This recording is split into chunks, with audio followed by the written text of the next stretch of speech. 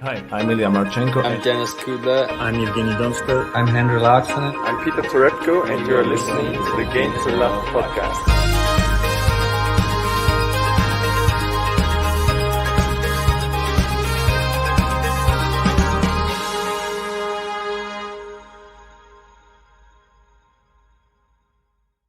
Hey, welcome back, everybody. It's only me at the moment, JG. He is currently out at the moment. We were hoping to do the Rafa match, earlier, but as we all know, there was another match that sort of took over the whole entire day. Good to see you guys in the comments. See Sean there, Lion Eye, Shabam, and cheers for joining us. What did you make of that Team Schwartzman match?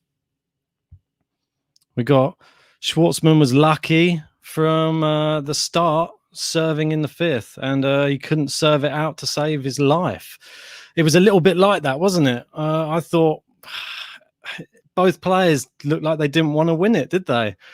It was a little bit who had the better bottle, and turned out in the end it was actually Diego Schwartzman, but I think that was more down to the fact that I don't know, I think Dominic Thiem just looked spent, didn't he?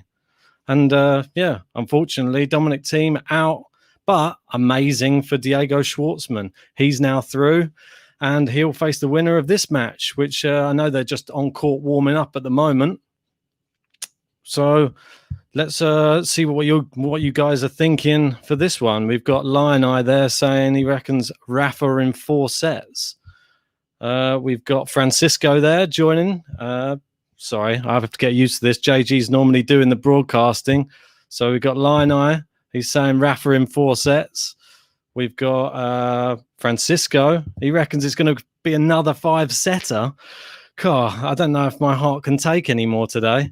So it's going to be interesting if that actually happens. What I'll do is I'll bring up, bear with me 1 second. I'm just going to bring up in preparation because I know the game will probably start and we don't want to miss the start, do we? And that's what we we're famous for here at Game to Love, missing the first few points. So we can have obviously a quick look there. Obviously, we've got Sinner took out Zverev in the last round very impressively. And what have we got? Rafael Nadal, obviously, he's looked probably, if not the most impressive out of everybody in the tournament so far, I would say. So he's not dropped a set yet. As you can see there, Korda, it was a bit of a crazy match that. Korda came out firing and looked like he might actually do something and then was shut down pretty much instantaneously by Rafa. Just the same as all of his other matches, really, isn't it? Just a bit of a shutout, but he's not had the hardest route to this. He's not been like Dominic Thiem, has it? Dominic Thiem had a right nightmare draw and he didn't come up against Stan Wawrinka in the end, but he probably had it even harder. He had 2 5-setters. So just seeing, we've got Vanch there in the comments saying, hopefully Diego will have a rest, till 2 days rest, and hopefully he will recover. And we can only hope that he's going to recover from what was just an absolutely epic match and one that he thoroughly deserved to win. And so happy for Diego Schwartzman, really, finally getting to see what this guy can produce on the big stage. So, do we think that he can do the unthinkable? Can he do it again? It's going to be Rafael Nadal potentially playing against him again. We'll have to wait and see. Yeah, unfortunately, with no JG, I'm just going to be having to have a beer and then I'm probably going to be leaving. I'm going to be having a little gap in between when I'm speaking. So if you don't mind that, I'm just going to keep on the trend, isn't it? I got to enjoy the match with a beer.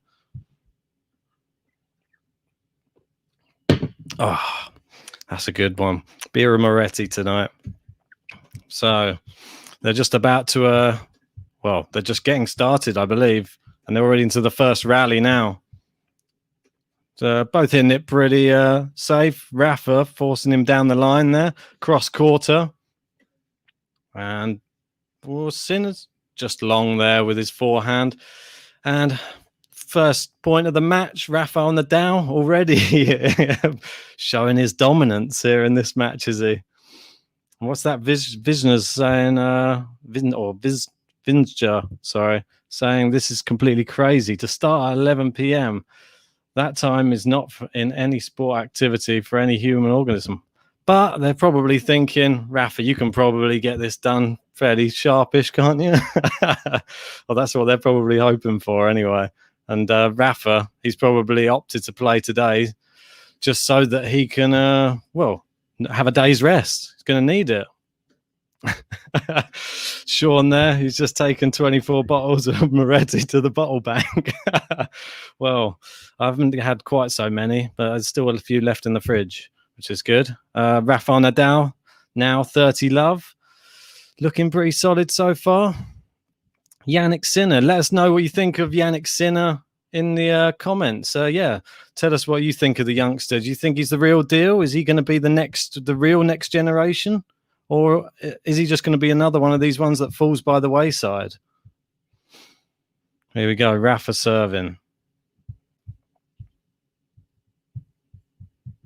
So 30 love here in the first game of the match. It's pretty quiet there on the Philippe Chatrier court. And he served it down the tee. And it's a long return there from Jannik Sinner. And could we have our first game to love in the first game of this match? It's going to be very, very interesting to see. And I'm sure everybody who's watching who's a regular is going to be wanting that game to love so that they can have a little swig. Let's see what happens. Oh, he's missed the first serve there, Rafa. He's just got, he's cleaning out the clay out of his shoes already. God, it's a bit early for that, isn't it? There we go. Face of intent. Oh, they're playing it down the middle. Sinner playing it pretty safe. Plays it. Rafa, big whipping forehand cross court. Oh, and then an amazing backhand cross court. There was no chance there for Sinner. And we have our first game to love. Cheers, guys. So, Rafael Nadal takes the first game of the match, and pretty comfortable start, wouldn't you say? If it's everybody watching there at home, or are you waiting for me to give a little bit of a play-by-play? Because I'll be doing my best to give you a play-by-play in between. Having a little bit more general chit-chat with the comments. Hey, and look who's in the chat. It's Thomas Rowley's made it back for another Game to Love watch-along. Good to have you back, mate. Hope you're having a beer just to watch Rafa. And this is Rafael Nadal's 100th French Open match. So this is a very, very big deal. And I'm sure you know his record. 97 wins, 2 losses so far. So I think he'd been looking to try and build on that, that incredible record. It's just ridiculous. I mean, obviously, I don't think you can include the one. He obviously had a walkover against Granollers. I think that was back in 2016, but that was when he had that bad wrist injury. But don't think that one counts, does it? They never got onto the court. But Sinner serving out to the Rafa backhand. Oh, he's playing it into Rafa's backhand a lot, and he's fired it into Rafa's forehand. They're going cross court now. Oh, they're playing it pretty safe down the middle at the moment. Rafa's whipped a big forehand long there, and he'll be a bit disappointed with that one, I would have thought. But Jannik Sinner, he gets on the board, 15 love on his own serve, so pretty decent. And who else have we got in the comments here? We got Wild Live is back. This might be quick, he reckons. And Rafa is moving him laterally really well, and Sinner is overhitting. And Sinner there with first drop shot of the match there. So that was a good drop shot there by Jannik Sinner. Good to mix it up as well against Rafa. You don't want to be too predictable, because you saw what happened to Korda, and he even started pretty well, and he reached an early demise, didn't he? Or if you saw the last podcast, we were talking about him going and getting an autograph and a picture from Rafa after the match. And if you want to watch the last podcast, it was quite a funny one. We went into quite a lot of detail about how we didn't think it was good to be a fanboy of somebody if you wanted to be a top tennis player for the future. But yeah, I mean, you let us know what you think about that. I don't think Jannik Sinner's going to be doing the same. And we could have our second game to love here. Jannik Sinner's on 40 love here on his serve. And he serves out to the Rafa forehand. He's whipped it back. And Sinner down the line. I think it's just caught the line. And another game to love. Cheers, guys. And game to love. That's 2 game to loves. 2 games, 2 game to love. So can't ask for much more than that on the Game to Love podcast, can you? We got Sean. We got Vanch there. He's saying Lord Golbis has sent son Sinner to play for our sins. The benediction awaits, hopefully. So, and we got Sean there again in the comments. He's saying Djokovic hoping to beat Nadal in the French Open final. Already beat Federer in 3 Wimbledon finals. Could be too good. Could be too good to be true. Yeah, so right, Rafa serving again. Ooh, he attacked the net, forced Sinner to push it wide. And yeah, and we've got Vanch there. Yeah, he's saying exactly right. Corder is a fanboy. Ben, quoted from the last podcast. And yeah, Line, I agree. Great opening game so far. Both players looking very strong so far. Rafael Nadal, so still not a point against serve yet. 15 love. Serves into the Sinner backhand. Oh, Rafa's fired that down into the opposite corner and 30 love. Are we going to get 3 games to love in the beginning of this match? Is this what happens when JG goes away? Goes away for a day and then all the game to love start pouring in. I think our record, though, is 4 in a row. So let's wait and see. Here we go. Rafa, 30 love. Oh, out to the Sinner forehand. Rafa, he's hit the net cord and it's bounced wide and no more games to love here. So the record remains at 4. Yeah, there's a good question there by Vanch in the comments. What should Sinner do tactically? I mean, for me, Sinner is a very good power player. I think he needs to play to his strengths, and I think he needs to shorten the points as much as he can. It's going to be tough against Rafa because you know how well he gets around the court and how he's the one who normally dictates the rallies. But if he can do it, just like he's done there, and he's anticipated the Rafa cross court, and with 30 all. So that's fantastic. This next point, very, very important.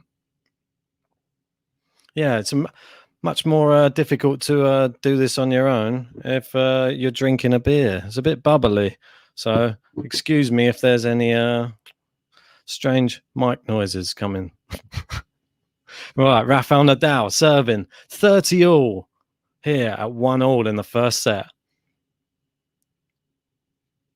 Oh, and he served it right down the middle, and they're playing it down the middle. Sinner's gone for a big forehand to the Rafa forehand. Rafa's looped it back. Now they're going forehand to backhand. Backhand, but Sinner down the line. It's just long. That was a good attempt, though. He went for it, and that's what he's got to do in this match if he's going to beat Rafael Nadal. He's really got to go for these.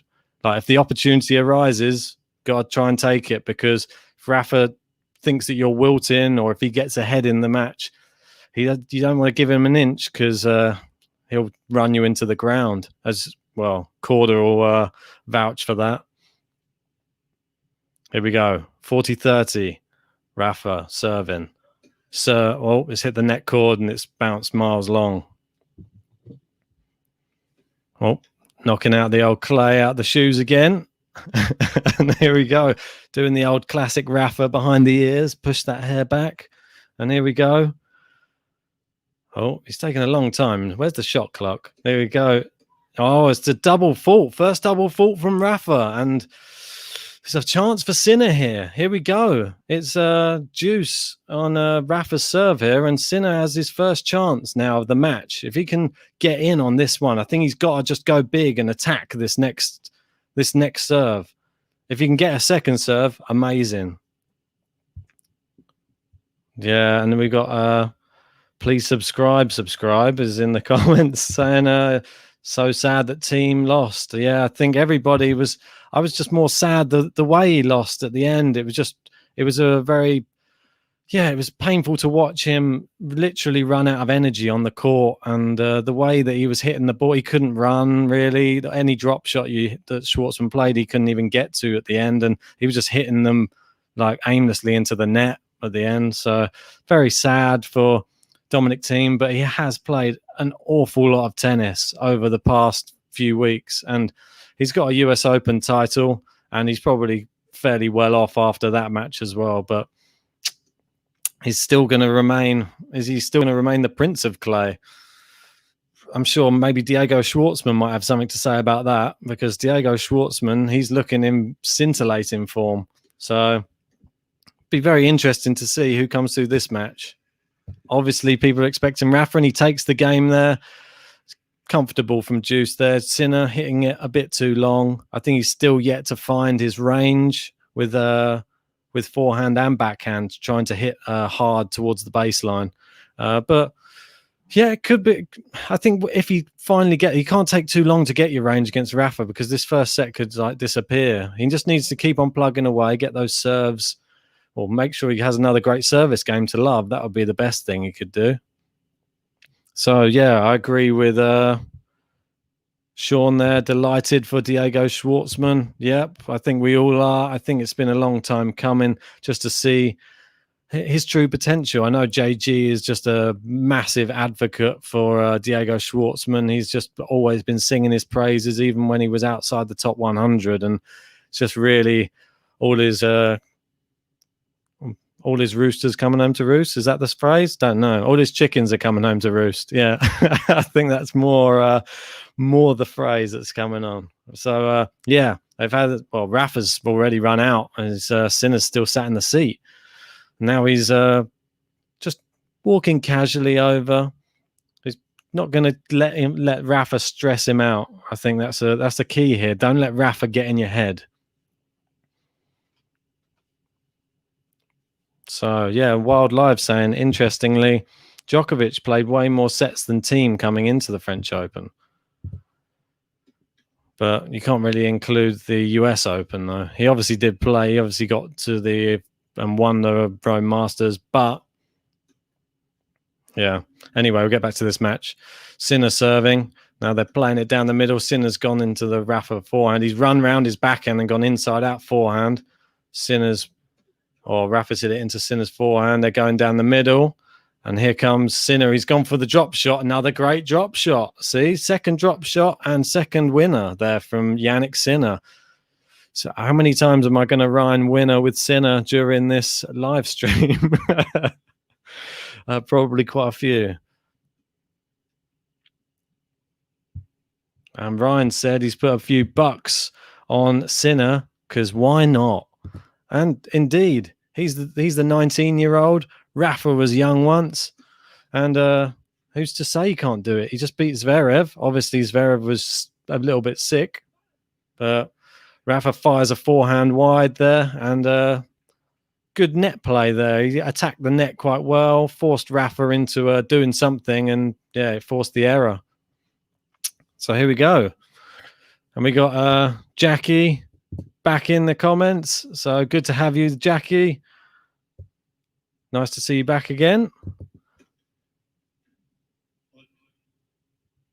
So, they're checking the serve. Sinner thought it was in. It was definitely out. Umpire's gone back up to his seat after a little stretching his legs a bit there.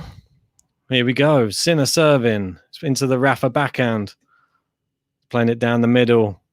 Oh, Sinner's gone big. Inside out forehand, but wide.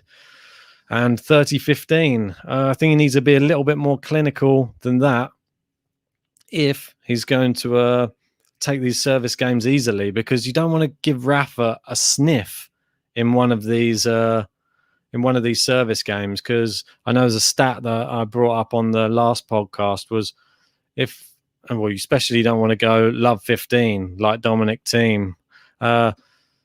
If you go love 15 against Rafael Nadal at the French Open, there is, I believe 2 out of 3 times he will break your serve. So, yeah, you don't want to lose that first point on your serve because Rafa will, well, it just gives him the confidence that you just don't want to give him on Roland Garros. He's only ever lost there twice.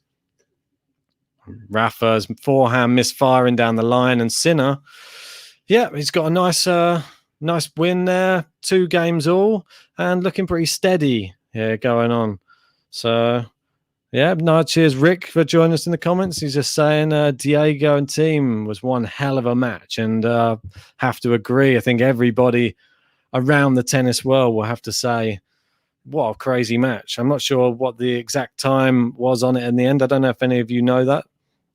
Maybe let me know in the comments what the exact timing on that match was. I thought it was around 5.5 hours, if I wasn't much mistaken. But yeah, please let me know if you know the exact time. It's got to be it was definitely the longest match of Roland Garros so far, surely.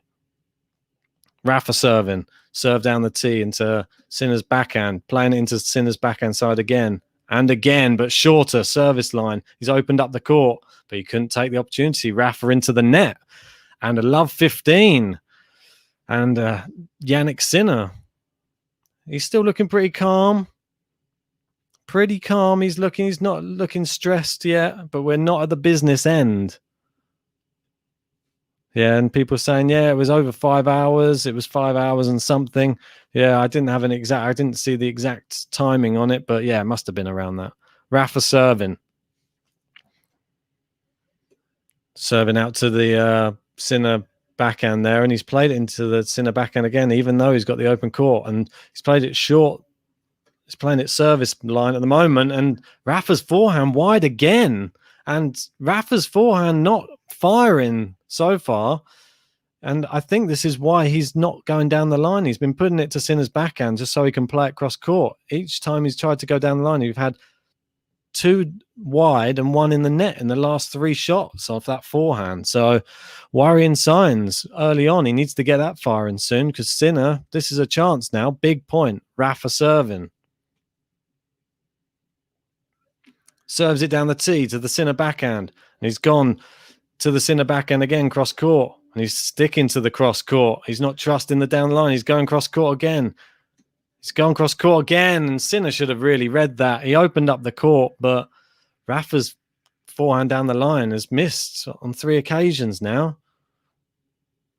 But yeah, he tried to get back to the middle, tried to get back to the tee, and Rafa just fired it back the same way. If I was Sinner, I would have been just sticking my ground, reading that Rafa, just make Rafa play the forehand down the line. He's not doing it so well so far.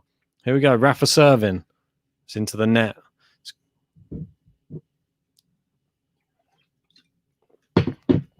So he's got a second serve here to deal with. Is he going to try and attack this? The young Italian. Here we go.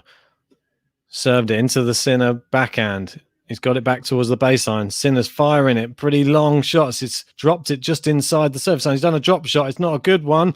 Oh, Rafa got there, but Sinner got there as well for the return and hit it into the net cord.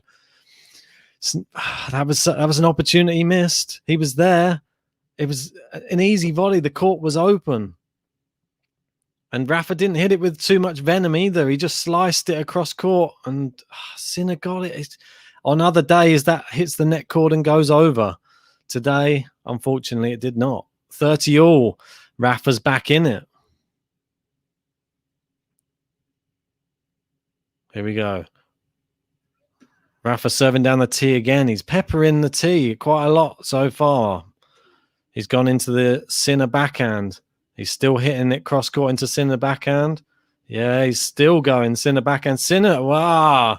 He expected Sinner to go down the line, and he didn't. He fired it back to the Rafa forehand, and now we have our first break point of the match, and it's Jannik Sinner who has it. The young Italian, can he take advantage here? Rafael Nadal.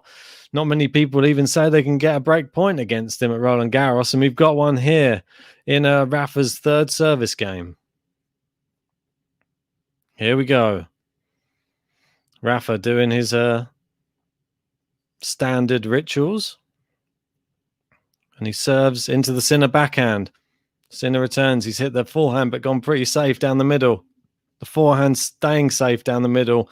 It's into the Sinner backhand. Sinner's driven it into the net. Chance wasted. And we're at deuce. What do you guys reckon? What's the chance of Sinner winning this match? I mean, we obviously saw Diego Schwartzman. He was able to beat Rafael Nadal, obviously at the Rome Masters in straight sets. Obviously, Rafa had only just come back. But what do you reckon on Sinner's chances today? Let us know. Here we go. Rafa serving at deuce. He's tried to serve out to the forehand side, and it's into the net. That T serve that he's been doing, that's been the one that's been going in every time, and I can see why he's sticking to that one. Here we go. He's gone straight down the middle of the service box.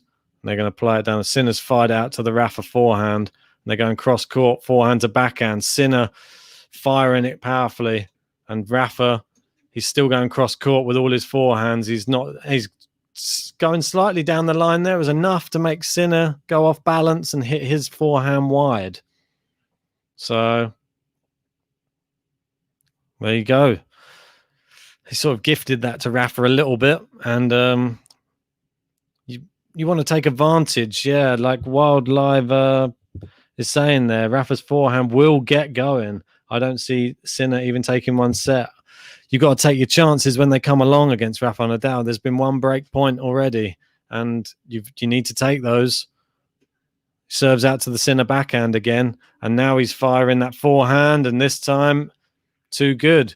Sinner only could get a racket edge on it, and Rafael Nadal holds his serve with his first good forehand down the line. It wasn't even really much down the line, but he forced him out so wide with the serve that he didn't have to put it so far down the line. It was just more, it was like a whole nother tram line within the court.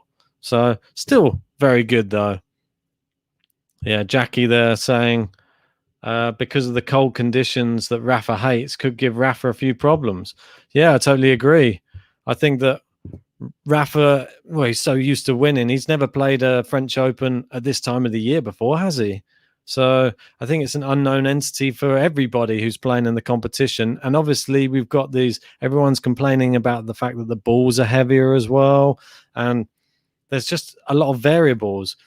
Is it going to rain again? Are we going to see maybe the roof close? How will that impact the match?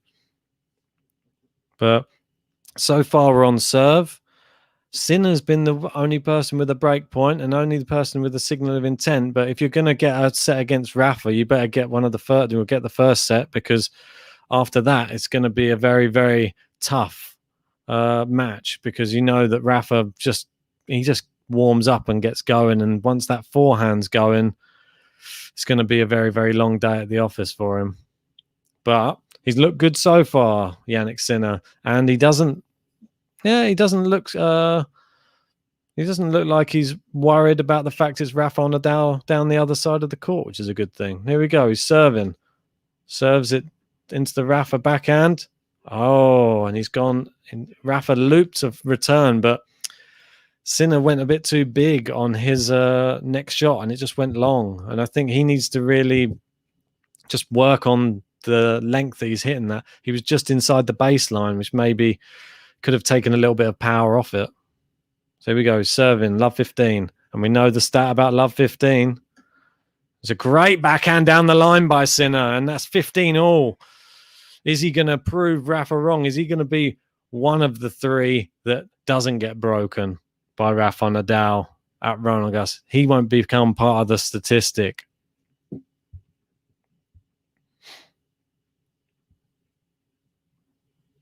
And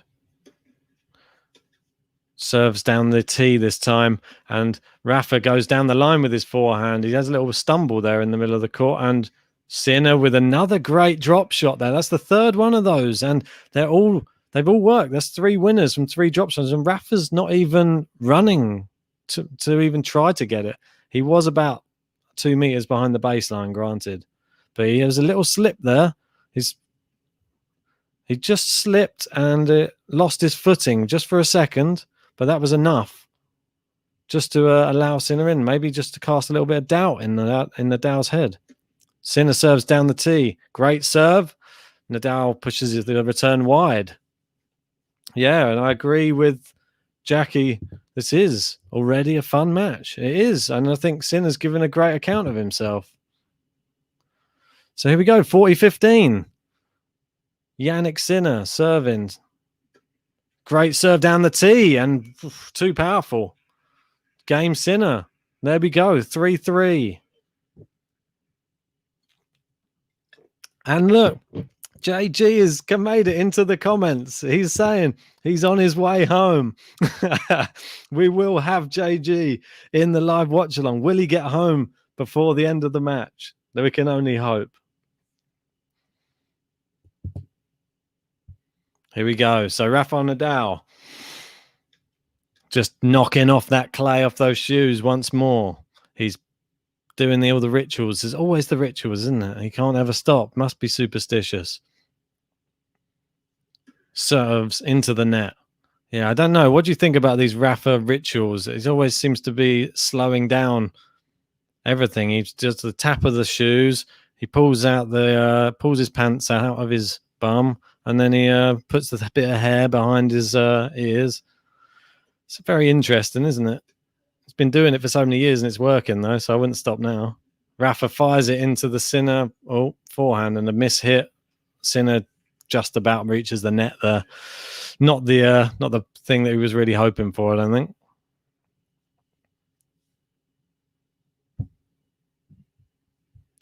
So, yeah, 15 love, Rafael Nadal. And Jannik Sinner still looking fairly confident down the other end. He's not been troubled by that much from Rafael Nadal so far. See what he's got here. Rafael Nadal serves into the Sinner backhand. It was called out, but no, they're having a quick look at it. But Rafael Nadal agrees. He thinks it's out as well.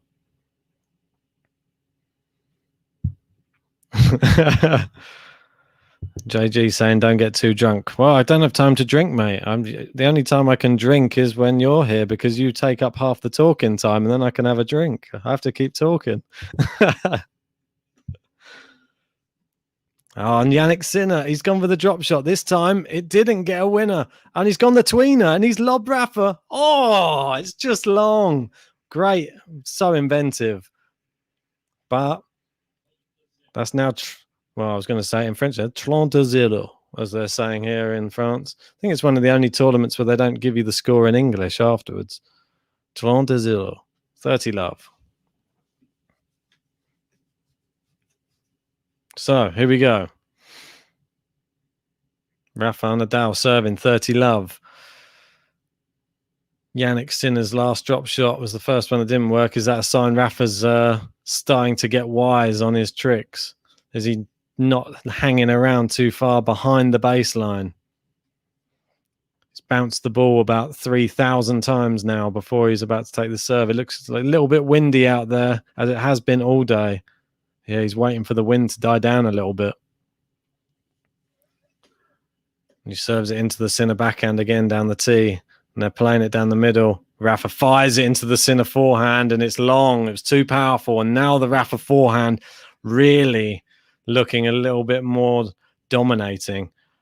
Yeah, you don't want that. And as the Roland Garros flag flies and ripples in the wind above the stadium, what a great sight to see in this night match here in Roland Garros.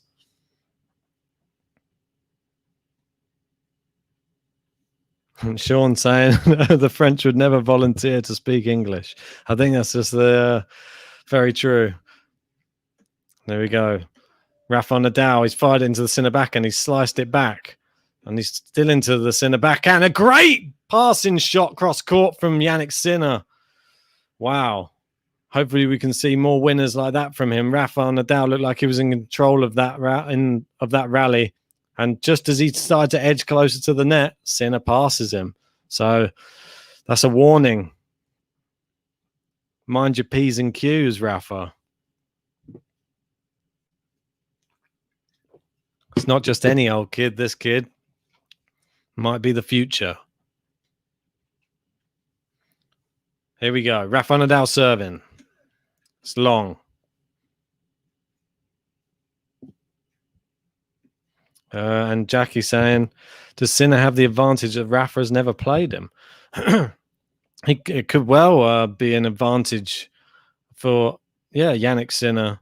And Rafa Nadal, I don't know. I think he sort of plays a similar game. He's the type of person who he doesn't really even need as much of a game plan against certain players. He can literally just play his game, and that's enough against most players. But you never know. JG, brilliant commentary. You feel like you're there. Well, that's good. You will be here soon. I hope.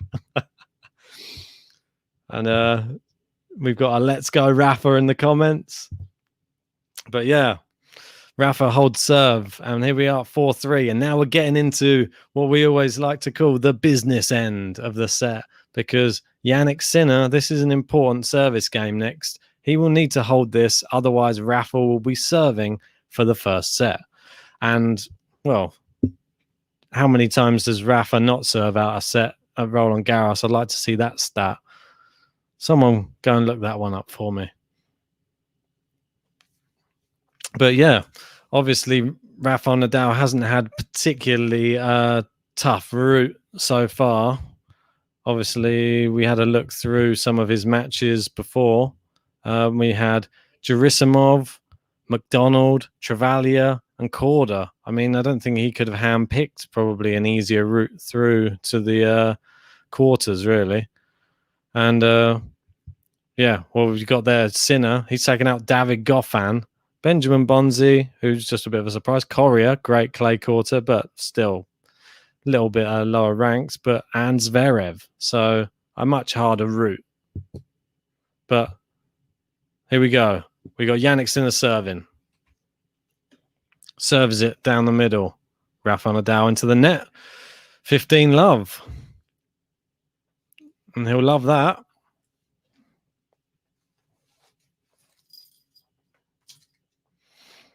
So we've got JB Mowgli saying, what chances are you giving to Jannik? My personal thoughts are, if he wants to get this done, he's going to have to get it done early, and he's going to have to take this first set, that's for sure. It's going to be a real struggle if he doesn't take this first set for him. I personally don't see him winning more than a set in this match, because if he gets this first set, all it's going to do is enrage Rafa anyway. You know how he gets. But I'm happy to be proved wrong. It's so tough going in there against the king of clay. And Rafael Nadal, yeah, he's just been there so many times before. Jannik Sinner, this is all new for him. Granted, there's not many people there in the crowd. But here we go. They're firing it back and forth. It's one of the longest rallies of the match so far. Just hit it a bit short there, Rafa, and Sinner didn't take the opportunity there. Hit it into the net, and now we've 15-30. And this is just a small window of opportunity. And these type of situations in the match are going to be what really prove how good Jannik Sinner is, really, and what level he's really at. How you deal being down on your service game against Rafael Nadal at this type of stage in a set. A great serve out to the Rafa forehand. He's fired it back into the Rafa forehand. Well, it's a great play. Wide from Rafa. 30-all.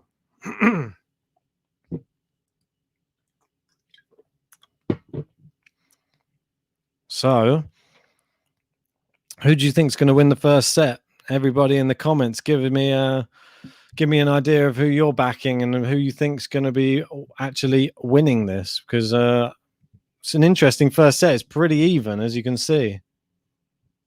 Jannik Sinner serves down the tee. And Rafa is playing it into Rafa's backhand. Now his forehand. He's gone inside out forehand to Rafa's forehand, and he's looped one miles out. So Sinner showing a bit of strength and character here. Here we go. So 40-30 to Jannik Sinner. Did you see that coming?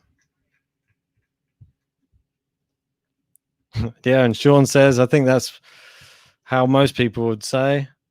Head Rafa, heart Sinner. Unless you're JG, then it's heart. Yeah, I'm sure it's just heart and head Rafa. And Wildlife saying thinks Nadal's going to take the first set. Jannik Sinner serving. Second serve into the Rafa poor backhand there and just it's giving the game away. It's 4 games all. And now can Rafa hold his serve? And the tables turn back the other way.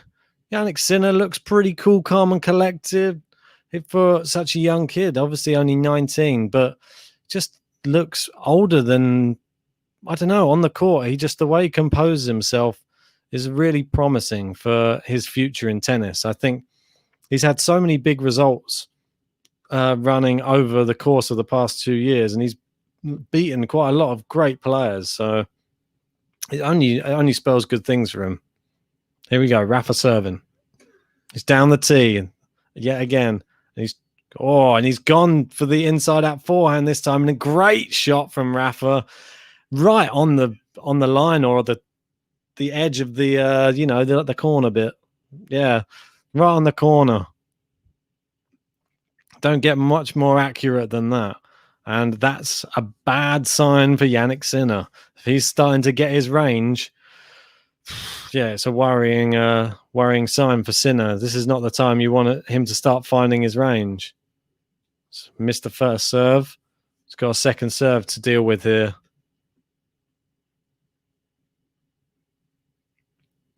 Here we go. He's bouncing the ball. Quite a long time before serving here. Serves it into the Sinner backhand. It's a great backhand cross court, and it's a wide forehand down the line, and it's let him down again there, Rafa. And he's having a look at it, but I think it was clearly wide. Oh, the line judge is even having a look at it. Has anyone seen it? Yeah, he's found it, and he's saying, yep, definitely wide.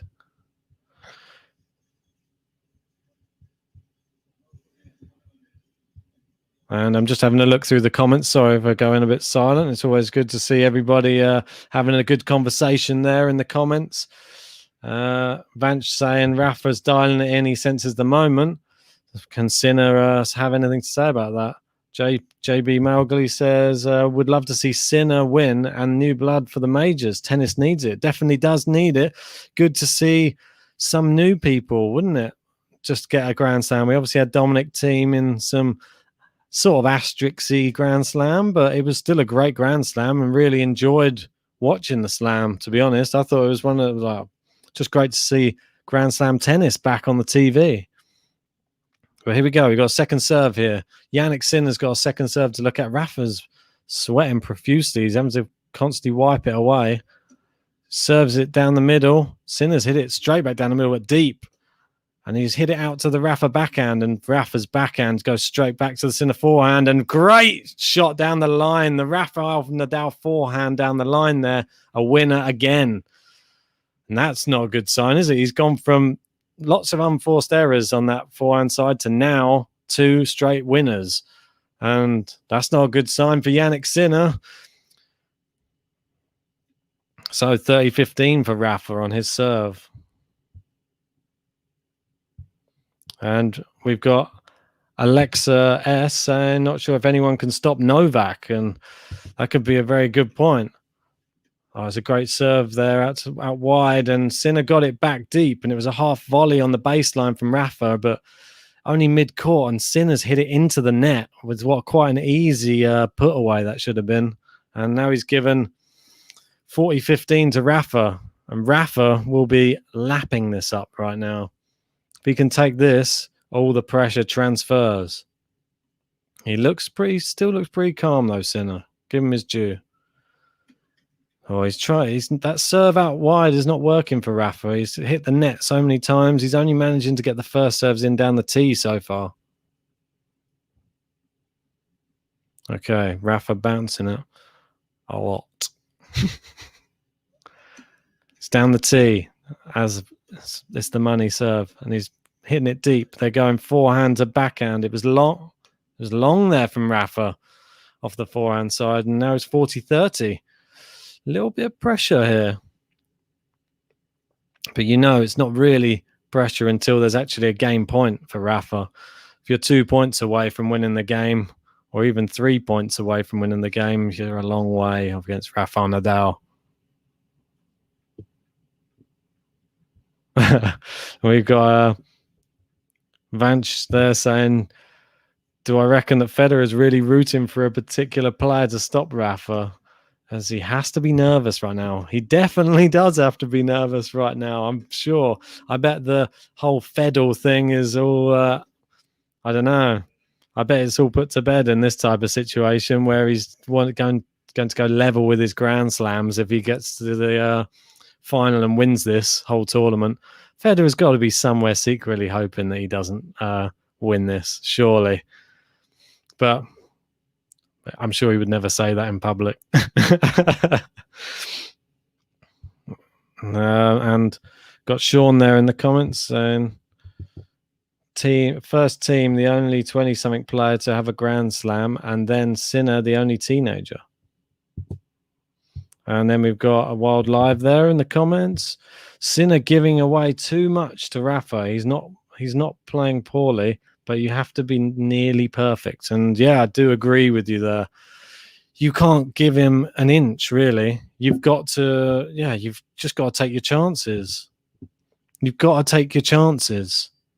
And he's had his chance. He had a break point. He's the only person who's had one so far, and he didn't take his break point. And he's had a couple of sloppy points in that. And Rafa's not been at the top of his game yet either. He's had a couple of showing of brilliance, but Jannik Sinner is still in it. Jannik Stiller. Yeah, he's still in it. It's 5-4, but you're thinking this is probably going to be the most nervy service game of the set so far. And you've seen it many times before. People struggle to serve out sets against Rafael Nadal. First serve into the net this time. It's already giving Rafa a second serve to look at. Here we go. It's into the Rafa backhand. He's fired it back. Playing it down the middle. Fairly safe. Sinner into the Rafa backhand. They're going cross court. Backhand to forehand. Sinner's gone inside out forehand. Inside out forehand again. Rafa's whipping that forehand over. He's playing it into the backhand. He's changed to the backhand, Sinner. Oh, it's just over the net from Rafa. And now he's gone big forehand into the forehand side of Sinner, and then opened up the court, finished it off with a winner the other side. And it's love 15. And we know how dangerous love 15 is against Rafael Nadal. Famously breaks 2 out of 3 times every time he gets a love 15. Is this going to be one of them? So Jannik Sinner already feeling the pressure. Can he pull out a big serve? First serve so important right now. Oh, he's missed the first serve wide this time. It's giving him second serves to look at. Here we go. It's down the middle. Rafa's just looped it back to the backhand side. Rafa's gone for the drop shot. Sinner's into the net. He's forced him back. Now he's too weak a return there from Rafa, and Sinner puts it away. 15-all.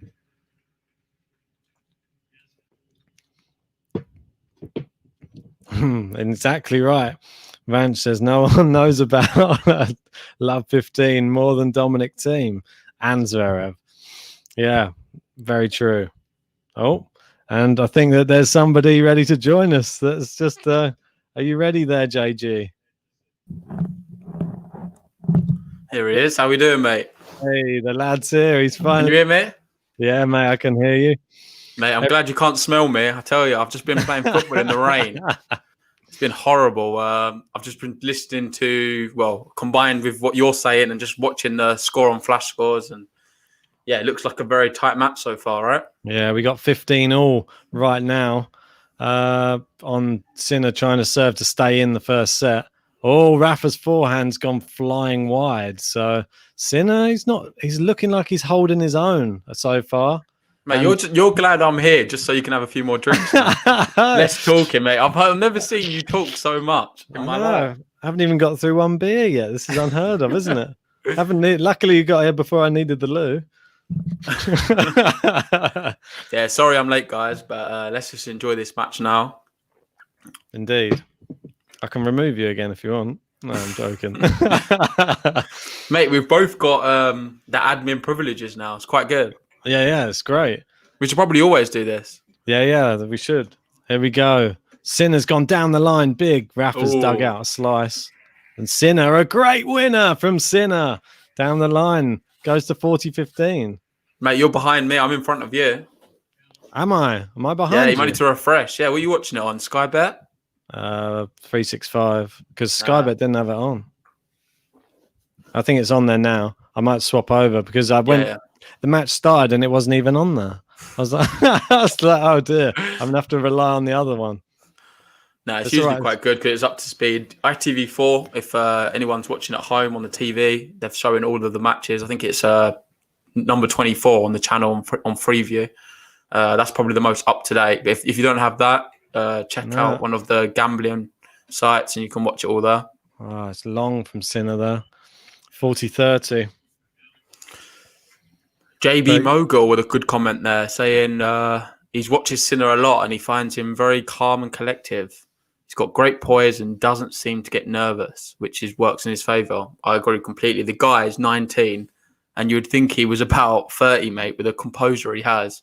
Yeah. It was only the other day he was playing Correa and we was talking about how he's the more experienced of the two on the big stage and he's a 19-year-old. Like 9 experience and 19-year-old just should not be in the same sentence. But Jannik Sinner is just an incredible talent and I don't know, so far from what I've seen of it, potentially 5-all he's just made it. 5-all now. Held there. Great. Yeah. Into the net, wasn't it? So He's using his power, but the bit you missed at the beginning, they were both sort of struggling to find their range a little bit. Sinner was hitting a few just long. Rafa's forehand was just going wide a lot. Yeah. And since then, Rafa's hit, I think, 6 forehand winners, and Sinner's now hit a couple of winners in that game as well. So it's really promising. Looking like it's picking up now. Then we get into the business end. We're going to see some amazing rallies, I think. Mate, what a day of tennis, though, for me. Honestly, who would have thought a Tuesday evening would produce such amazing tennis? Obviously, that Schwartzman-Dominic team match was just out of this world. Yeah. Couldn't believe what I was watching. And one of them now is going to be facing the winner of this match. Hopefully gets an extra day's rest after that. Yeah, I feel like you've just got to favour the winner of this match based on the fact that they're not going to be exhausted. If Dominic Schwartzman's such a warrior, I wouldn't want to play Schwartzman in any type of condition, to be honest. No, I think that if Dominic Thiem would have gone through, then either of these would have just fancied their chances. He must be exhausted right now. Yeah, agreed. Felt sorry for him at the end. Oh, what a shot by Sinner there, though. Yeah. Everyone's talking about who's the brightest Italian talent. Obviously, you've got the likes of Musetti. He's a really young guy coming through. But on the tour right now, you've got the likes of Sinner, Berrettini. They're both highly ranked Italians. Bonadio, yeah, he's a really good clay court player. Brilliant in the challengers. But what about for you? Who's got the biggest potential for you, would you say, out of Jannik Sinner and Berrettini? They're like the main two Italians, aren't they?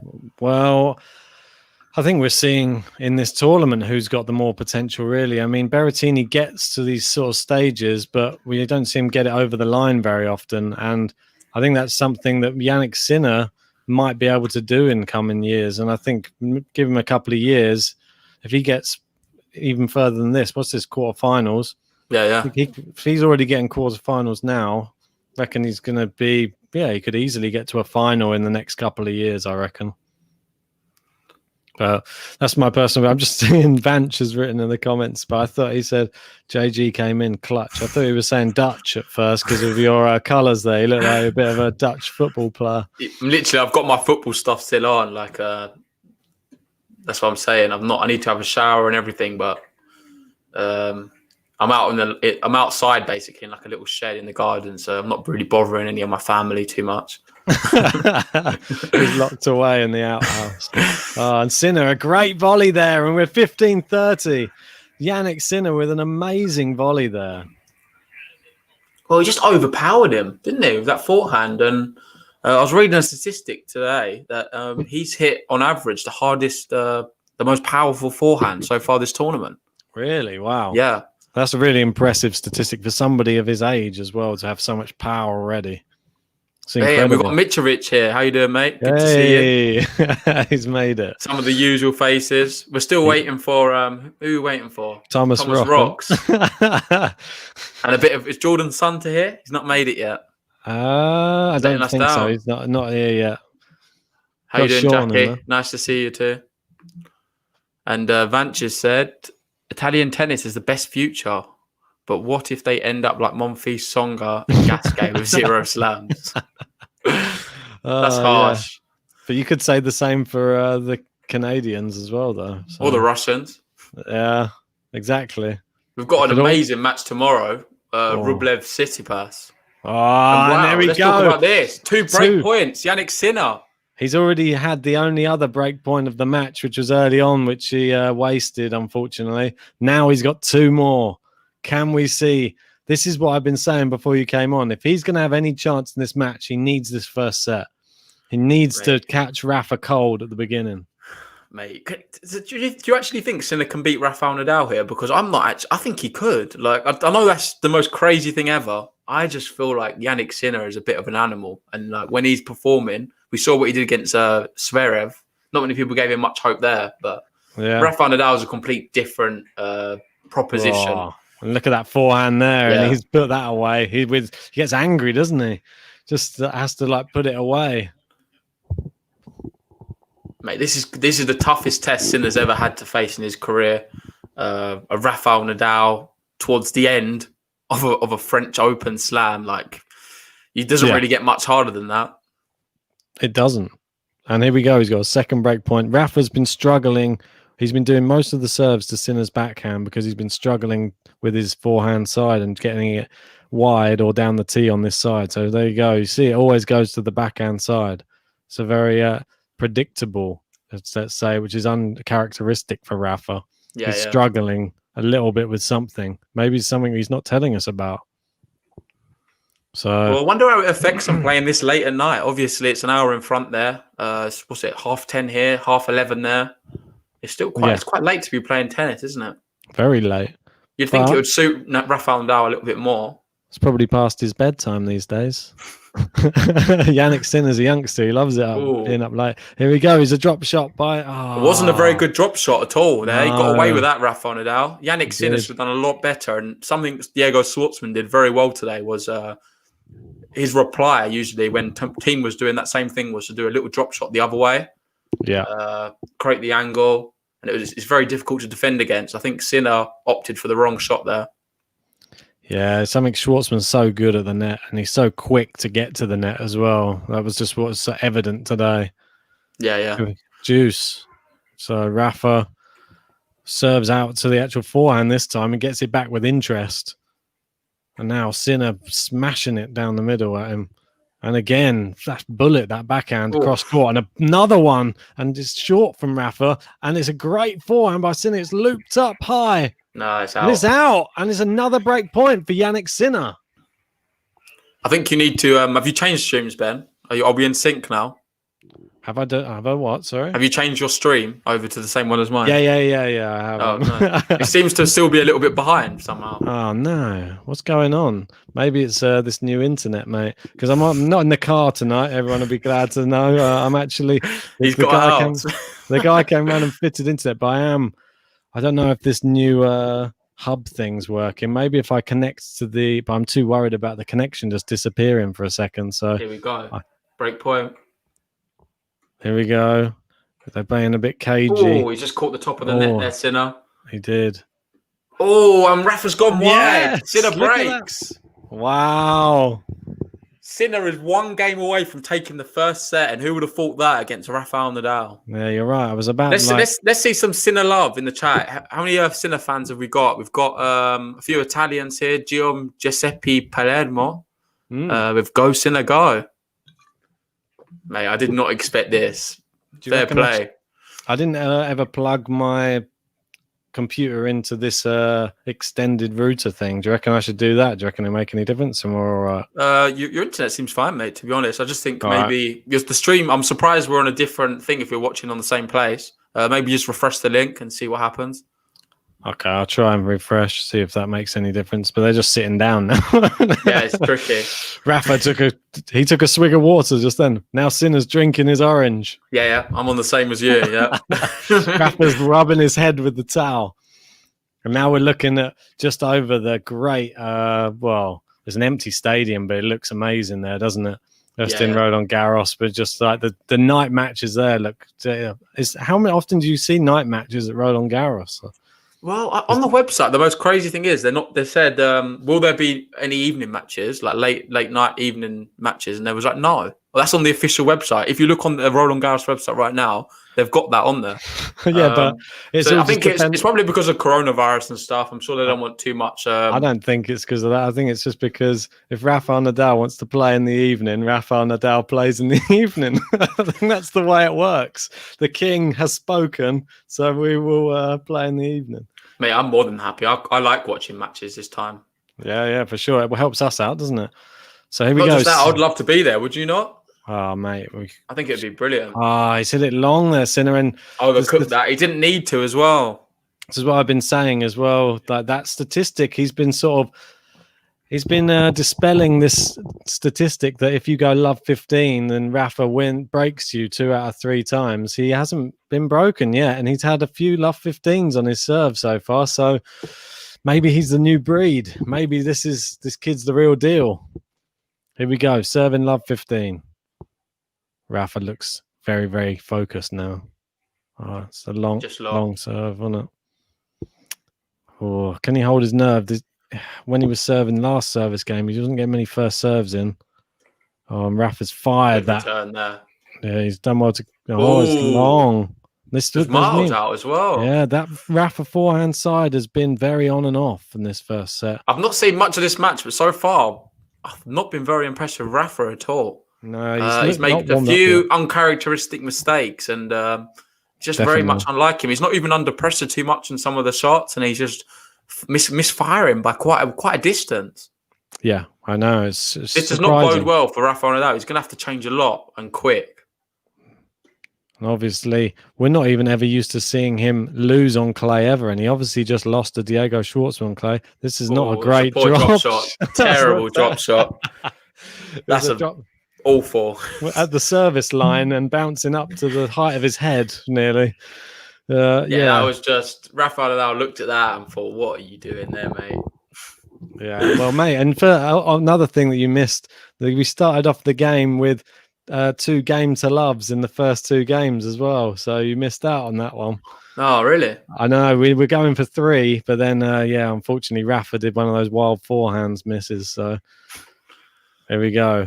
Sinner. Oh, he's gone blasted it. And this does not look good. I think he's bottled it here. For me, I just don't see him holding this now. It's like a repeat of earlier, isn't it? Just neither player wants to win the set, and Schwartzman versus. Mate, I hope it's not a repeat of earlier. We'll be here till about 3 a.m. As much as I loved the earlier match, mate, gosh, it was a slugfest. They were just going at each other. I saw nothing. There was not really much between the 2 players. I thought Schwartzman was slightly better, but the level of tennis throughout to maintain that was just what a brilliant poster for tennis, man. Like people are saying what tennis is going to be like without the big 3.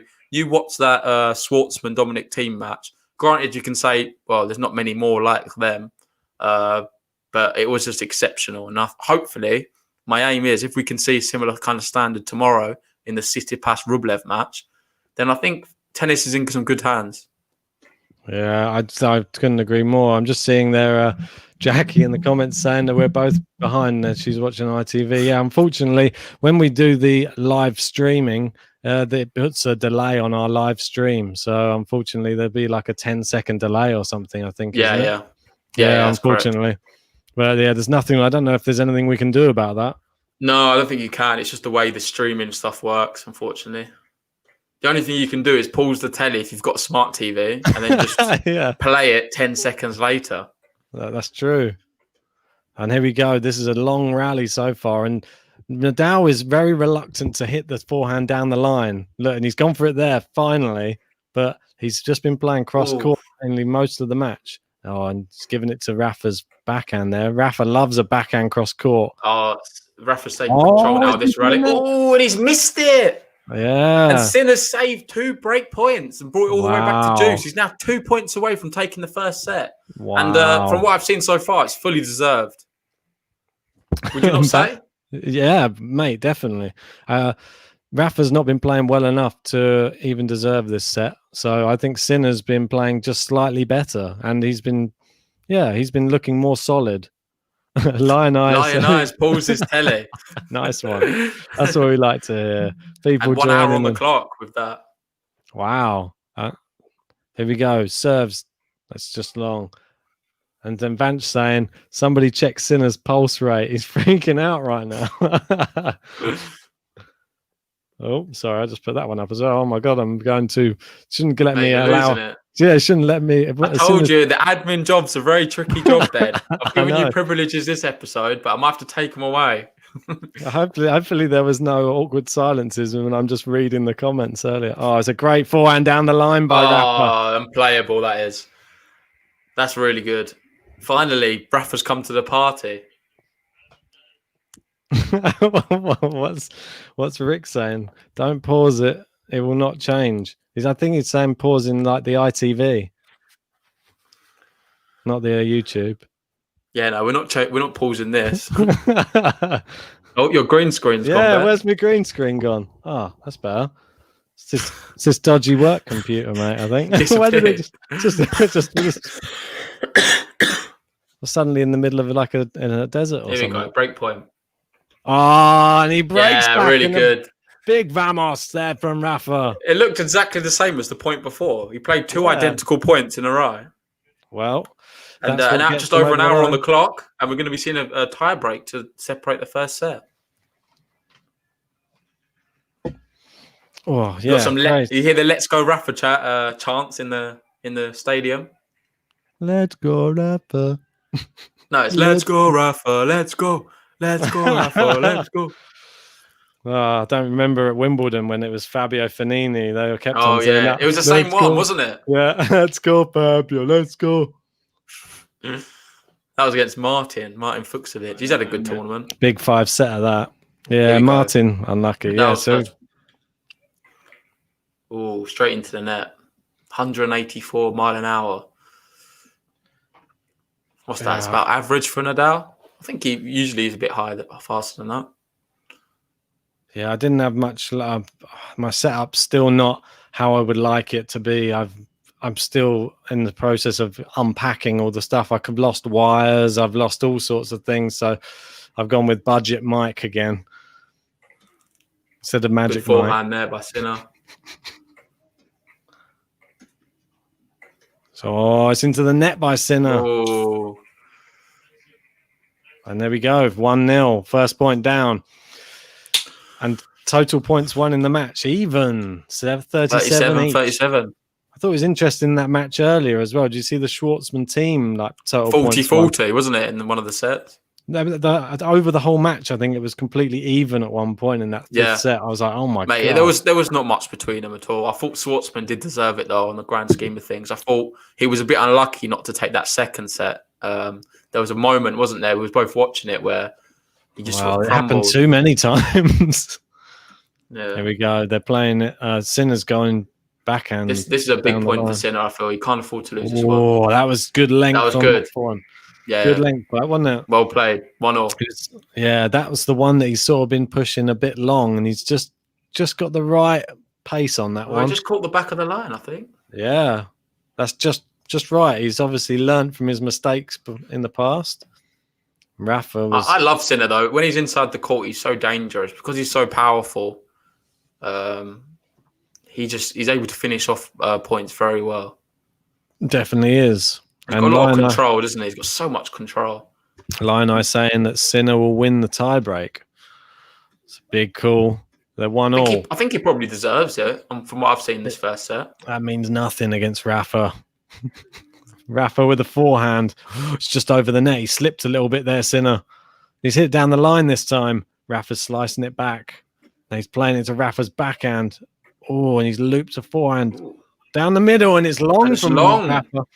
It's another mistake, another unforced error. And I don't know, looking at Nadal, especially watching that match earlier today, I feel like both of them players would have beaten him if he played like this very comfortably in this set.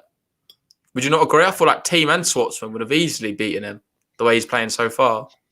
Well, you never know. You never know which Rafa's going to.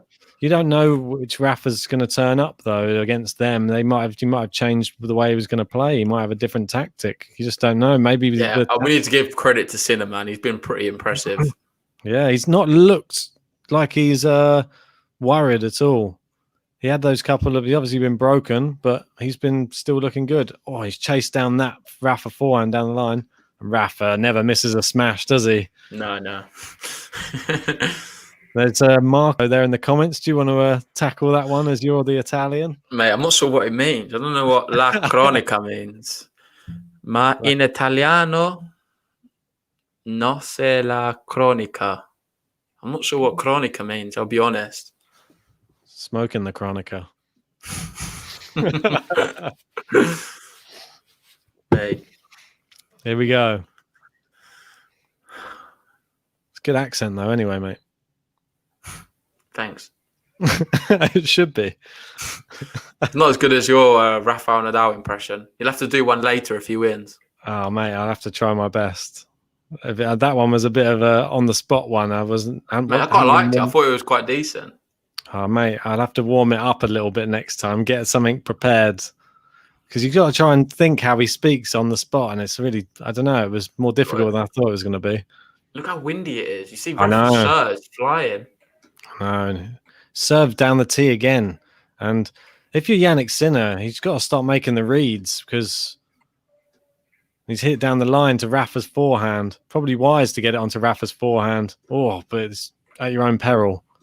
And Rafa's whipped that cross court and an easy volley. Yeah, really well played there. He used the court nicely. It's pretty even, though. The spin he generated there was just ridiculous.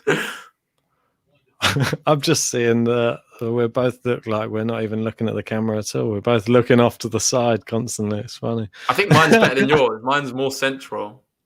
No, but we're both watching the match on the screen, which is the same side as the other one. So we're both looking to one the side. Other way.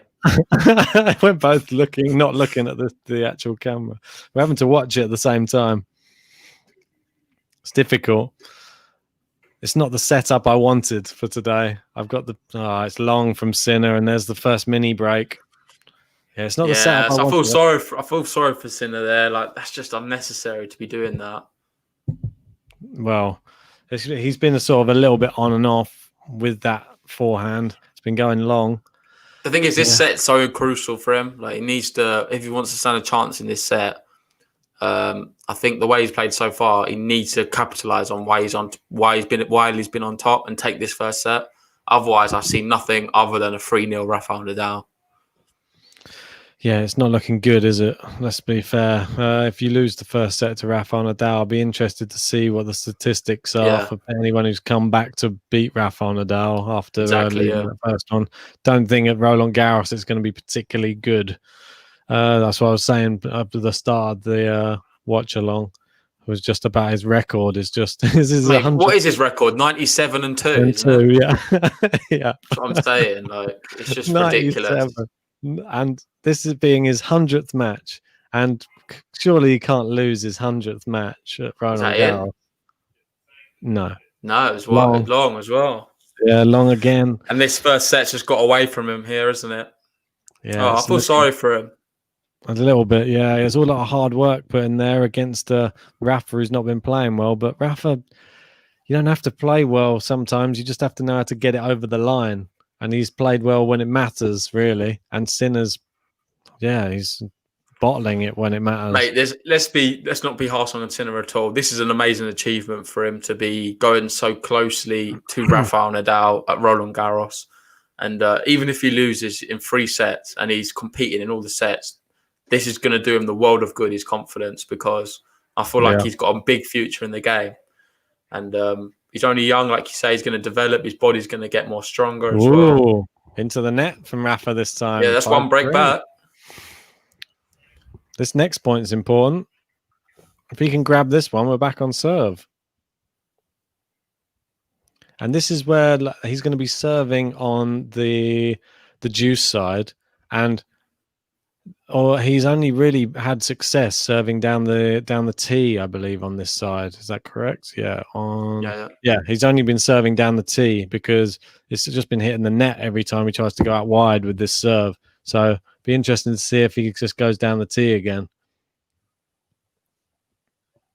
No, he's gone out wide and it's in this time. First time, I think. And a great volley. Yeah, really well played. And there you go. And that's when you know that you're up against one of the best. It hasn't been working the whole match so far. And when you're at the 2 points before set point, he pulls it out. And Vance is disagreeing with you, respectfully disagreeing with JG there. What's he disagreeing about? That's what I was wondering. I think he's disagreeing with the fact that I think Sinner should be proud of his achievement, even if he loses 3-0. The reason I say that is because I know you can say I was very harsh on Corda the other night because he did the same thing. But then I don't think Sinner's going to be getting Rafael Nadal's autograph afterwards. No, exactly. That's what I was saying earlier. I said we've had the old fanboy comments came out again. And he's just saved he saved 1 set point there. And now we got set point number 2. If he can win this point, it's going to put all the pressure back on Nadal again. This is a big... Well, he needs a first serve here, surely. Yeah. He's not got it. No, he didn't get it, did he? That's going to be big. Not been serving well on the big points, but it's so difficult. He's got the second one in, though. He's into the rally. Oh, it's long. It's giving the set away. Yeah, that's it. First set, Rafael Nadal. And just over 1 hour, 1 hour and 10 minutes. Long set, actually. But yeah, that's going to really hurt Sinner. I hope he doesn't capitulate now and he can maintain this level. The worst thing you want to see is his head to drop and to see like a 6-1 set or something. I wouldn't want to see that. No. I think Sinner's a lot better than that. And the way he's played so far has been super impressive. He needs to just, I don't know, it's a long way back now from here. Yeah, it's a massively long way back from here. I'll show some highlights of the first set, but you can probably catch up a little bit now and see some of that. But I think he was in the set. He obviously was serving for the set and just so difficult, isn't it? It just, even though you probably try to remove all of those thoughts from your head that you're serving for the set against Rafa Nadal, it just must creep in there and makes it so difficult. And Rafa, sometimes he's just beating people with just the mental fact he's Rafael Nadal. You're a Roland Garros, you're on his turf, really. So yeah. And Jackie says there, Sinner doesn't have that kind of attitude where his head's going to drop. I really hope so. And I think I would have to agree with you. He does look quite a strong, robust player, I must admit. He's got a brilliant attitude. And I think out of anyone, all the next-gen players coming through, his attitude is for me, he's just like the perfect player. Oh, yeah, he's an incredible player. One showing a lot of promise. I mean, even though you see somebody like Felix, who's obviously a similar age to him and has been getting to the final of some ATP events, hasn't really shown himself in the Grand Slams yet. And no. I think it's just a bit disappointing. Like, obviously, beat Andy Murray. And that's not really any great achievement, really, I don't think. But and then after that, didn't he? I can't remember who he went out to now, but it was still too early. On the subject of Andy Murray, did you see Mats Wilander's comments about him saying how he doesn't feel like he should be playing tennis? Yeah, and I saw Nick Kyrgios come out and just slammed it, and apparently he's been dropped from ESPN since that. I saw something about that today, so they don't want him on. Like they're completely distancing themselves from his views. I think it's a bit harsh. All he said is he feels like Andy Murray is not going to be able to compete at the top again, and it's a bit sad to see him playing. I think it was just more of an emotional reaction, to be honest. I don't think it was really anything against Andy Murray. It's only because he was so good before. It's hard to see someone when they was at that level to then just be going through the motions and not really reaching the level. So I think most people would agree with what he said. I just think, I don't know. He's been through a lot, though, and you've got to remember, he's not just someone who only just won 3 Grand Slams. He's someone who probably got to, well, he was world number 1 it might have only been for 6 months, but he was still world number 1. He was the only one to take Rafa, Roger, and Novak off number 1. And he was one of the big 4. It was the big 4 at that time. And he was in the final, I can't remember how many times, 11 times, was it? Was he in the final? Yeah. It was a lot of Grand Slam finals, and it was just becoming a commonplace thing. It was a Grand Slam. It wasn't a Grand Slam final without Andy Murray there, and it was normally him versus Djokovic, him versus Federer. Not sure if he lost a lot of them, didn't he? Yeah, that's what I mean. But if they hadn't have been there, and they were normally pretty good matches. The first few, fair enough. He was a bit too nervous, got thrashed by Federer, but he had some 5-set epic matches with Novak Djokovic, and he treated fans to some really amazing memories on the tour, I think. And he's part of my history of watching tennis, and I was just proud to be there when he won his first Wimbledon, and when he won his first Grand Slam at the US. I was just I was up all night there, 5:30 in the morning, still watching him when he won it. It's just one of those moments in time when obviously British players don't come along that often, and they're held in sometimes higher regard than other people because it's just taken so long for them to produce someone. And it's just sad for him to see him disappear again, isn't it? Because who have we got now? Not being horrible, but Dan Evans is great, but I don't think he's challenging for a Grand Slam anytime soon, and neither for Cam Norrie either. Dan Evans is the most exciting, isn't he, on the men's side? Dan Evans. I love Dan Evans' style of play, and I think he's so great to watch. And I think it's just not the same though. Look at the other nations; they've got they've got loads of players to choose from. The Britain right now with tennis is not looking good, and it's been the story of it. Wait, he looked a bit suspect, that massage. Yeah, he had his hands up his shorts. I know. What's going on there? After a little giving Sinner some early relief in that. It's a for the second set. It's a rub and tug or whatever they call that massage. I don't know what they call that. It's a bit of a dodgy one. But just for you guys who want to watch the match, you can watch it on Eurosport, as Mitrovic said, or if you live in the UK, it's on ITV4. If you're online and you don't have any of that, you've got a gambling account, you can watch it on there too. Sorry, we're not allowed to actually watch the broadcast the match as much as we would love to, but we'd get pulled from YouTube. Yep. And then there won't be any more of these live watch-alongs or any more live podcasts, and you know how devastated you'd all be. So here we go. We're back playing start again. Of the second set. So let's see how Sinner reacts. I think he just needed that medical timeout just to regroup his thoughts. I don't think he's badly injured or anything. Just a case of just trying to regather himself. Wildlife, liking your comment about Sinner's medical there. Bit of early relief. Maybe it was a bit tense. Yeah, it was massaging him. That's a good rally here anyway. Cross court. Oh, was on the stretch there, Rafa. He looked like he jolted his neck. Yeah. He slipped a couple of times. You never see him do that. A couple of times so far in the first set he slipped, but he won the first set, so that's all forgotten about now. Ooh. Oh, and Sinner. That's not good. Don't get into those long rallies. As I was saying in the first set, that I think he needs to do a few shorter points. I think he needs to try and shorten the rallies. Rafa loves a long rally on clay. I don't think you're ever going to be on the favourable side. I think he needs to really hit through them forehands. We know how powerful Sinner is. He needs to do that. And what's that? Rafael Nadal's complaining about something there. Is it the wind? I don't think they can do much about that, mate. Turn it off. Turn off the wind machine. Yeah. So going forehand down the line from Rafa. Oh, and he's gone inside out forehand. Oh, and Sinner into the net. 15-30. And this isn't looking good. And Sean summed it up nicely, saying these first games are key for Sinner to build confidence. And Yeah, this first one, he's put himself in a spot of bother there, 15-30 down. I know. This is not all. This will show his strength in character. Oliver Lee, we're going to be here for the whole match. Hopefully you can join us for all of the match. Good return. Good winner down the line there by Jannik Sinner. And I've said earlier, I don't know how many times I'm going to rhyme winner with Sinner, but there it is again. Mate, and exactly like you said, he needs to shorten the rallies here. Yeah, he does. I think that's his only. He's more than capable of doing it as well. He's such a power player. His only Just chance go of for victory. it, mate.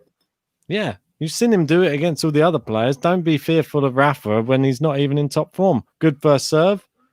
Oh, he's questioning whether that was in now. He's going to check that ball mark.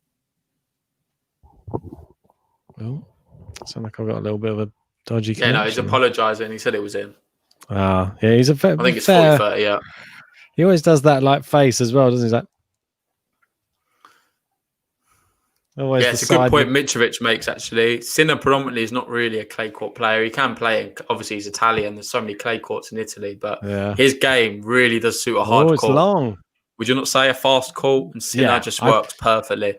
I think like someone like him reminds me on hard court. Oh, I don't know if it should be the other way around, really. Like a Rusevori, like that type of style of play, like a really powerful, like fast court. They've got a similar frame as well, don't they?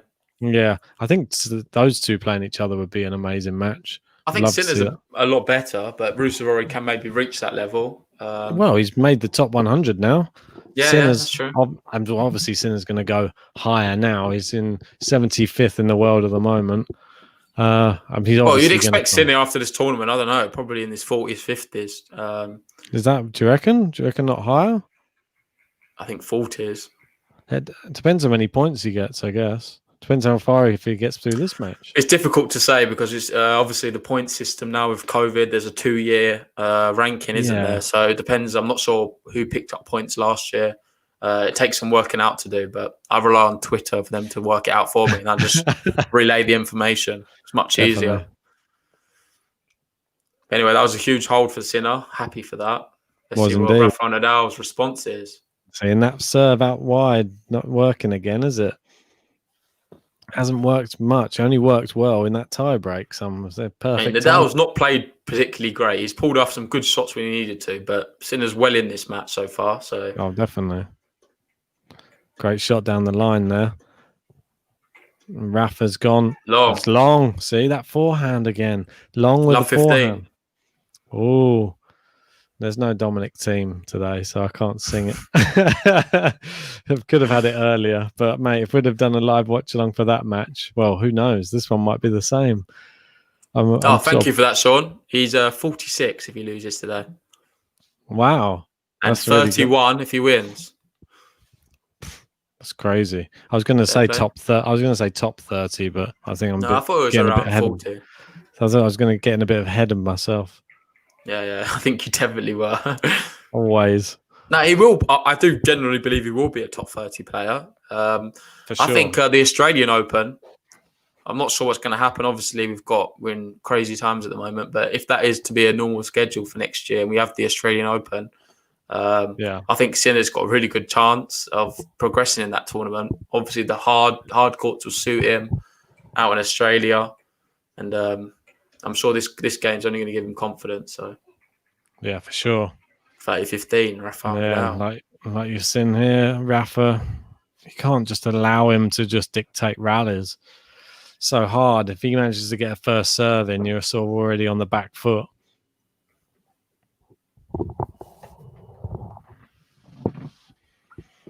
Oh, I'm leaning against the wall again, losing my background. There we go. Great cross-court shot there by Sinner. And it's out from Rafa.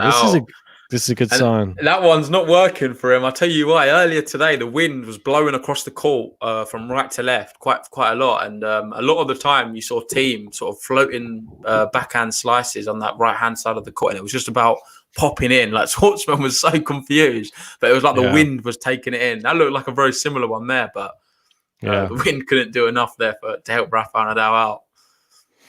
I know. The team was using a lot of slice. I think they said he was about 58% slice today or something. Yeah, I think he was just reserving energy. Do you not think? Yeah, he was just knackered, mate. He knew it was going to be a bit of a match, and this is a big point here. Yeah, agreed. Is Sinner going to go for this? Oh, he did. Oh, he went for it. Wow. Fair play. I think I don't. I think that was right shot selection there. Could have played tried to go a bit more inside the line though. I think he didn't need to go. Maybe he could have. Rafa was out wide. Yeah, I don't know. It's a very low percentage shot, that one. I think he's sort of going a bit all or nothing right now in terms of it didn't really work out from the first set, and he's trying to go for more low percentage shots. And that's unfortunate for him. One all. Just like that. It's extinguished that flame of hope from Jannik Sinner just with a long shot. And then, great serve there from Nadal. It's interesting, that first set, 77 minutes. Hope they're not all like that. But maybe we do. See a good match. I know. What you got? Imagine we got 7-6, 6-7, 7-6, 6-7. My only concern is if I run out of beers. I've only got 3. Oh no, that's what I'm thinking. I only picked up 3 to bring in with me, but then I thought as soon as you're here, I might be able to dash back to the fridge. But I don't know how many's left in there. The shop's closed now as well. Oh, great forehand winner. That's just the most trademark Rafael Nadal Roland Garros shot you'll see. Yep. He loves that little whip. Pulls him up. Yeah, it's just the perfect shot for a left-hander, isn't it? I must have seen Rafael Nadal do that combination, I don't know, 1,000 times. Yes, at least. And there he goes again up the line. He comes to the net. Nice volley. And we're looking at love 30 now. Sinner's surely questioning what's going on right now. Where's he going? He's gone over the wrong side of the net. Is he allowed to do that? What did he do? Don't know. He just walked around the other side of the net. I've seen this a lot this tournament. I think he's just changing his racket. I know, but he went around the wrong way. There seems to be not many rules on the fact that you're allowed to change your racket at any moment now. Yeah, not many rules. Not many rules for people using the gym as well.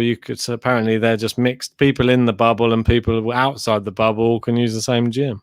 So that's really ridiculous for your safety measures if you're trying to maintain. Mate, I forget what player it was, but they were saying the bubble as a whole was just a myth, mate. You're allowed to do whatever you want. No one's really following you. The US Open was a lot more stricter, apparently. Yeah. In France, it's a case of it's free for all, really. They're saying there's this big bubble, but in essence, you just do whatever you want. And there's no one really enforcing many rules. Sounds like they're having a bubble, mate. Oh, Jackie pointed out, thanks to that, we didn't really notice. He apparently broke a string. That's what was happening. Ah. Fair enough. We apologise, Jannik Sinner. 15-30. Thankfully, we've got Jackie. Eagle eye. Here we go. 15-30, Sinner. Good serve. Ace. If any time we needed an ace, it was now. Yeah, for sure.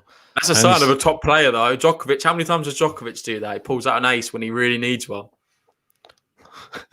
Even at times, a second survey, he'll just pull it out. Mitrovic is too quiet. Yell at somebody, man. He is quiet, isn't he? Yeah.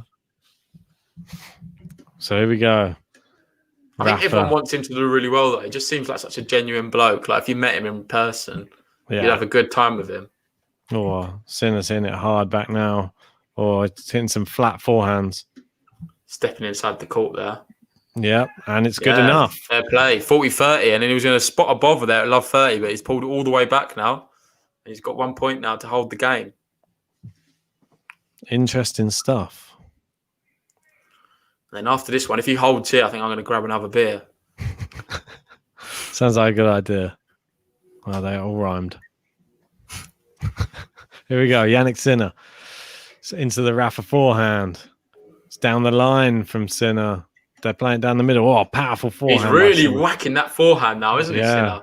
Rafa like on the he's stretch. Upped it a little bit. Oh, he's playing down the middle, though. Rafa eat them up. He's whipping that big topspin. Sinner's firing it back. Oh, no. Oh, it's in. Oh, it's in. Yeah, what a drop shot. What a drop Well played, shot. I thought it Jannik was Sinner. out. No, it was It's in. That's so one of my close. favourite points of the match. That was really That was good. so close to the line, wasn't it? Man, I don't know why he was calling it out. It looked like it was a brilliant shot. I thought it looked it was so almost too good. Yeah. I didn't realize it was even in. They changed the camera angle, probably. That's probably why it foxed me. Cheers. Look at this. Just showing the replay here. Yeah. Look Amazing. at that. Brilliant accuracy. And that drop shot. He's got that's- some amazing hands, isn't he, Jannik Sinner? Yeah, The racket's for like sure. part of his body. And with that, before I forget, I'm going to grab my beer. And some people are walking out the stadium. What's going on? Yeah.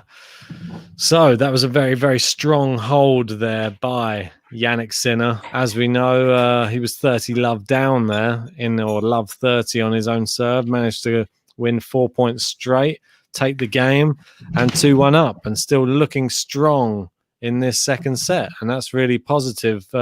Showed the signs of somebody who can really challenge in this set as well. And I'm hoping that he keeps up that level because he showed it in the first set. He got the break points. He just needs to take them. It's just about, I know he can get more, just have to take them, make the right choice, make the right shot, read where Rafa's going wrong as well, because Rafa was very predictable in that first set. He was making the same errors on the same sides. Mate, Rafa Nadal's beatable so far, in my opinion. And Sinner just needs to keep his head, stay in there. Obviously, we're still on serve. He's got the scoreboard advantage being 2-1 up. So he just needs to stay calm and just keep doing exactly what he's doing. Because I think if he just stays in there, all he needs is one bad service game from Nadal and he can pounce. There we go. Rafael Nadal serving at 2-1. It's hit the net and it's just dropped in for a let. So let's get another go at that first serve. He will just reset, does his old routine, wipe the court, knock the clay out, wipe your ears or whatever he does, pull his pants out. Leave him alone, man. Leave him alone. You're such a hater. You're one of these traditional people who hate all of that. He's got his little routine. Just allow him to do it, okay? Yeah, if he did it within the shot clock time, it would be better. Where is the shot clock on this? I haven't seen it being enforced. It only comes up. I only see it when I've seen it being enforced a few times. It comes up when they're running low on it. I thought you were going to say it comes up when Sarah Arani's playing. Mate, there's no serve reverse. There's no end product. Great shot by Sinner across court and into the net by Rafa. Love 15. Rafael Nadal. Mate, deep down, you know how much I love Rafael Nadal. I kind of want to see Jannik Sinner have a little surprise here. No, I do slightly because it's Jannik Sinner. He's someone I really like. But I already spoke for you earlier. When I don't want him to win. No, I need Rafael Nadal to win this match. You need him. I need it. I need it to happen. Your prediction was Rafael Nadal for the tournament, so wanting him to go out, it's not going to look good for you. I know. Mate, saying Rafael Nadal to win the French Open, mate, it's not really. Wow, look at you. Wow, shots. He's 7-2. Here we go. Serving down the middle. Sinner gets it back with interest. Down the middle. Maybe this is the answer. He stepped inside. Brilliant shot. Winner. Love 30. Jannik Sinner. Come on, mate. JG's on the bandwagon now. He's on the Sinner bandwagon. What? You're jumping on the Sinner bandwagon, mate? So what? You've been cheering on Sinner the whole time? I don't see your Italian. Where's your Italian flag, mate? I had to keep it neutral before you arrived. I was too. Mine afterwards. I was too worried about just getting the thing going, to be honest, to worry about having a flag up. No, I think you held the show very well, Ben. I must admit, I was listening. Sounded very professional on my drive home. Oh, well, as long as it kept you entertained on that little journey, however long it was. Yeah, I think it worked out quite well in the end, to be honest. Yeah, not too bad. Yeah, luckily that match went on so long earlier. Oh, big return there. Yeah. What's Sinner got? Rafa's gone big. Oh, it's long. Love 40. Oh. Wait, did Rafa now just smash that ball away? I think he might have. Mate, he needs to be careful. We see what happened with Djokovic. He could have literally just choke slammed one of the line judges there. Don't want that happening again, do we? Mate, Rafael Nadal defaulted from the French Open. he's visibly upset there. Well, it's love 40 and Jannik Sinner. Here he comes. Serves into the backhand side as always. Oh, brilliant. This is the thing, though. 1-2 punch there from Rafael Nadal. It's incredible. Sinner needs to take a chance on the fact that Nadal's going to go cross court again to his backhand because he's been doing it all of the first set, and it's too predictable for me. He's been missing his forehand down the line like 2 out of 3 times. So force him down the line. He might miss it. Forza. Second serve here. Yeah, and Jackie was loving your commentary, Ben, saying your commentary made Jim Courier sound like a squeaky granny. Thank you very much. I like it. Here we go, break point. Here we go. So it's onto the baseline. He's keeping Rafa deep and he's firing it. And Rafa's going further back in the court as we speak. And he's firing it. That's a big backhand. What's he got down the line? Oh, it was the right idea. The right idea. I think it was a shot too soon. He was a bit deep behind the baseline. I think he had Rafael Nadal a bit in trouble. Yeah, drop shot was more of a better shot selection there. He's been doing it so well as well, that drop shot. And Rafa's not even been running for him. He's got one more chance, though. You can't get many with Rafa, and this is what we wasted them in the first set when he got them. Can't waste them again. Here we go. One more break point. You feel this is all or nothing here. Here we go. Rafa out to that backhand side again. There we go. I would be forcing it to Rafa's forehand if I was Sinner. That's where the errors are coming. He's done so, and it's a great shot. And he's finished it off. Well played, Sinner. Well played. That's a great. See, exactly what I say. He takes a break. 1 hour 36 on the clock, and it's 3-1 Jannik Sinner. Did he hear me then when I just said he should force it over to his forehand side? Because he did exactly what you said, I must admit, and he ended it in style there. Exactly. See, put it on that Rafa forehand. It's misfiring, and if he hits it cross court to your backhand, just stick over that side for a bit. Maybe come slightly back, but don't try and sprint to the tee because he's missing that forehand down the line or it's going in the net. So make him play it. That's what Schwartzman was doing earlier as well. Ben, like, big one here, like you say. It's not a break until you consolidate. Exactly. This is a big, big service game for Sinner. Here we go. First serve's in. Great serve. I reckon he's got a pep. Oh, it's wild. No, we don't want to see that. I reckon he's just got to pepper that Rafa forehand. As much as he might get punished on 1 or 2, he might get 3 or 4 that he gets as like unforced errors. I think he needs to continue with the power. You know, like a Juan Del Potro, basically. Martin Del Potro. He's brilliant at it, isn't he? Such a powerful player. And Sinner, if he can do that to Nadal and then step inside the court, he's pretty lethal, and that's what he needs to do. But this is not looking good for him. Love 30. And, what's happening? Why is he? He just looks defeated a little bit in this game so far. You can't just break and then suddenly just allow him back in again. He didn't even that one wayward forehand that went miles long, and that second one he was complaining about a bounce of the ball. Good serve. Rafa gets it back. Go to the forehand. That's what he needs to do. That's exactly what he needs to do. Go to the forehand side. No, he's inside. No, it's fine. He's fine. He's stepping inside the court. That's brilliant. That's what he needs to do. That was unlucky. Get punished now. It's a good lob. Rafa smashed it. It's just in. And now he's done a drop shot and it's into the net. Fair play, Sinner. And he was very unlucky there. It nicked the top of the net. But Sinner did everything right there, in my opinion. He was moving towards the net and he's just outpowering Nadal at times. You're going to say Djokovic? I was going to say Djokovic. losing the plot. Why not, mate? They're both formidable opponents. I still reckon he needs to play it into that Rafa forehand. That's a great serve. I know it's more difficult. No, it's right down the middle. That one, but he's volleyed it. Great volley. That was good. That's one for the highlight reel. Yeah, for sure. It's fantastic. Especially he's hit 2 Rafa. volleys at the at the net there, and that second one he had to kind of dive for. It was like Benoit Paire-esque. No, without the tumble. Throughout the tumble, Benoit Paire would have done a roly-poly and a backflip after that, but Jannik Sinner keeps it simple, just gets the point Well, the very Benoit calmly, and then walks back to the service line. Not the Benoit Paire of recent weeks. He probably would have just collapsed on the floor somewhere and then just claimed he's injured and retired. Here we go. Still, this is a big moment in the match. 30-all. Here we go. Good serve, kick serve. It's gone inside out. That's it. Go inside out to Rafa's forehand. Oh, he's shanked it. Oh, he didn't want that to happen right there. And this is a big opportunity for Nadal. A break point to get himself back into this second set. We've got just over 70 people watching. Thanks, guys, for anyone new. If you've not subscribed, please help us out and subscribe to the channel. Also, like the video so it appears to more people. And yeah, we'll get back to our commentary.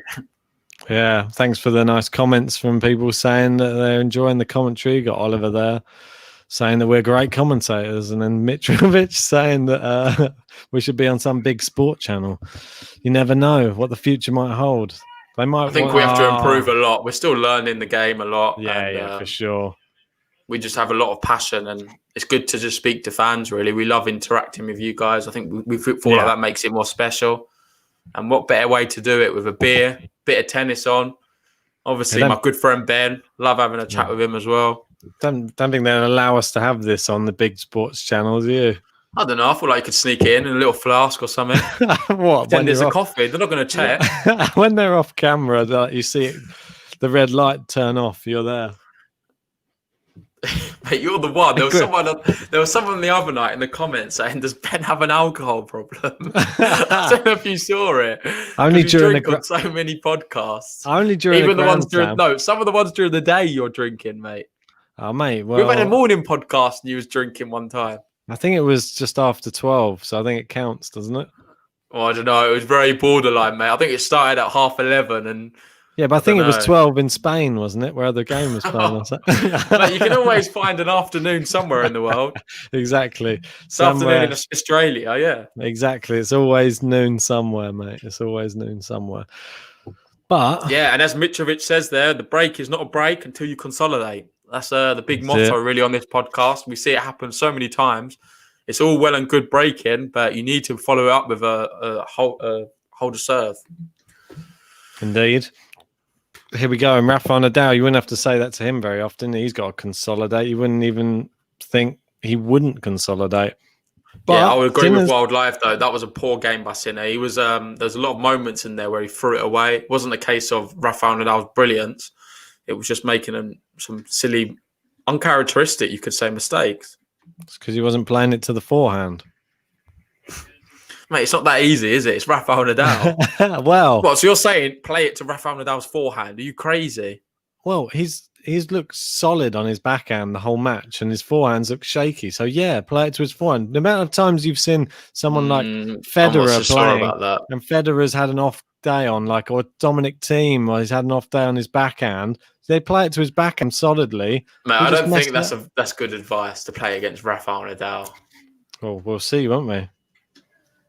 Mate, and also just to add, if Rafael Nadal wins this French Open, he's got a long way to go. Look at right now, but he would equal Roger Federer with the most Grand Slam titles. Yeah, he would. How exciting would that be? If Djokovic was to win, he would make it 18 Grand Slam titles, 1 behind Nadal and 2 behind Roger Federer. Do you think, mate, let's just appreciate these 3 guys, man. Jannik Sinner's going to have his day in the sun. Mitrovic saying, imagine me on Eurosport with my cans of beer. Yeah, Matt, good point. Now piss off. Mate, he's all right now. You listen to Ben in about an hour's time. That's why we can't go to 5 sets, mate. It's just a nut. Remember those old podcasts we used to have? Some of them went on for about an hour and a half, and by the time we got to an hour in, it was terrible. Wasn't having to talk as much. We normally had a guest on. Yeah, it's true. There we go, Sinner. What's he got? It's a terrible half volley there from Rafa. Mate, it's not. They're very difficult. It was a good shot by Sinner. It forced the bad shot from Rafa, to be fair. Mate, you watch this on the replay and you tell me this was a bad shot by Rafael Nadal. Come on. You're being a bit harsh. I'm not. Look, he just framed it. See? Look, he tried to, but he didn't push it enough. He just sort of got stuck on his racket a bit. I feel like you're a bit of a Rafael Nadal hater at times. Oh, here we go. I think just because you were even saying you wanted to see Sinner win against Rafa Nadal, and you're a Rafa Nadal fan. I'd just like to see it when the big three are human. Oh. You don't get to see it very often, do you? That was a good point. 30 all. Yeah. Another opportunity here for Sinner. Not consolidated yet, has he?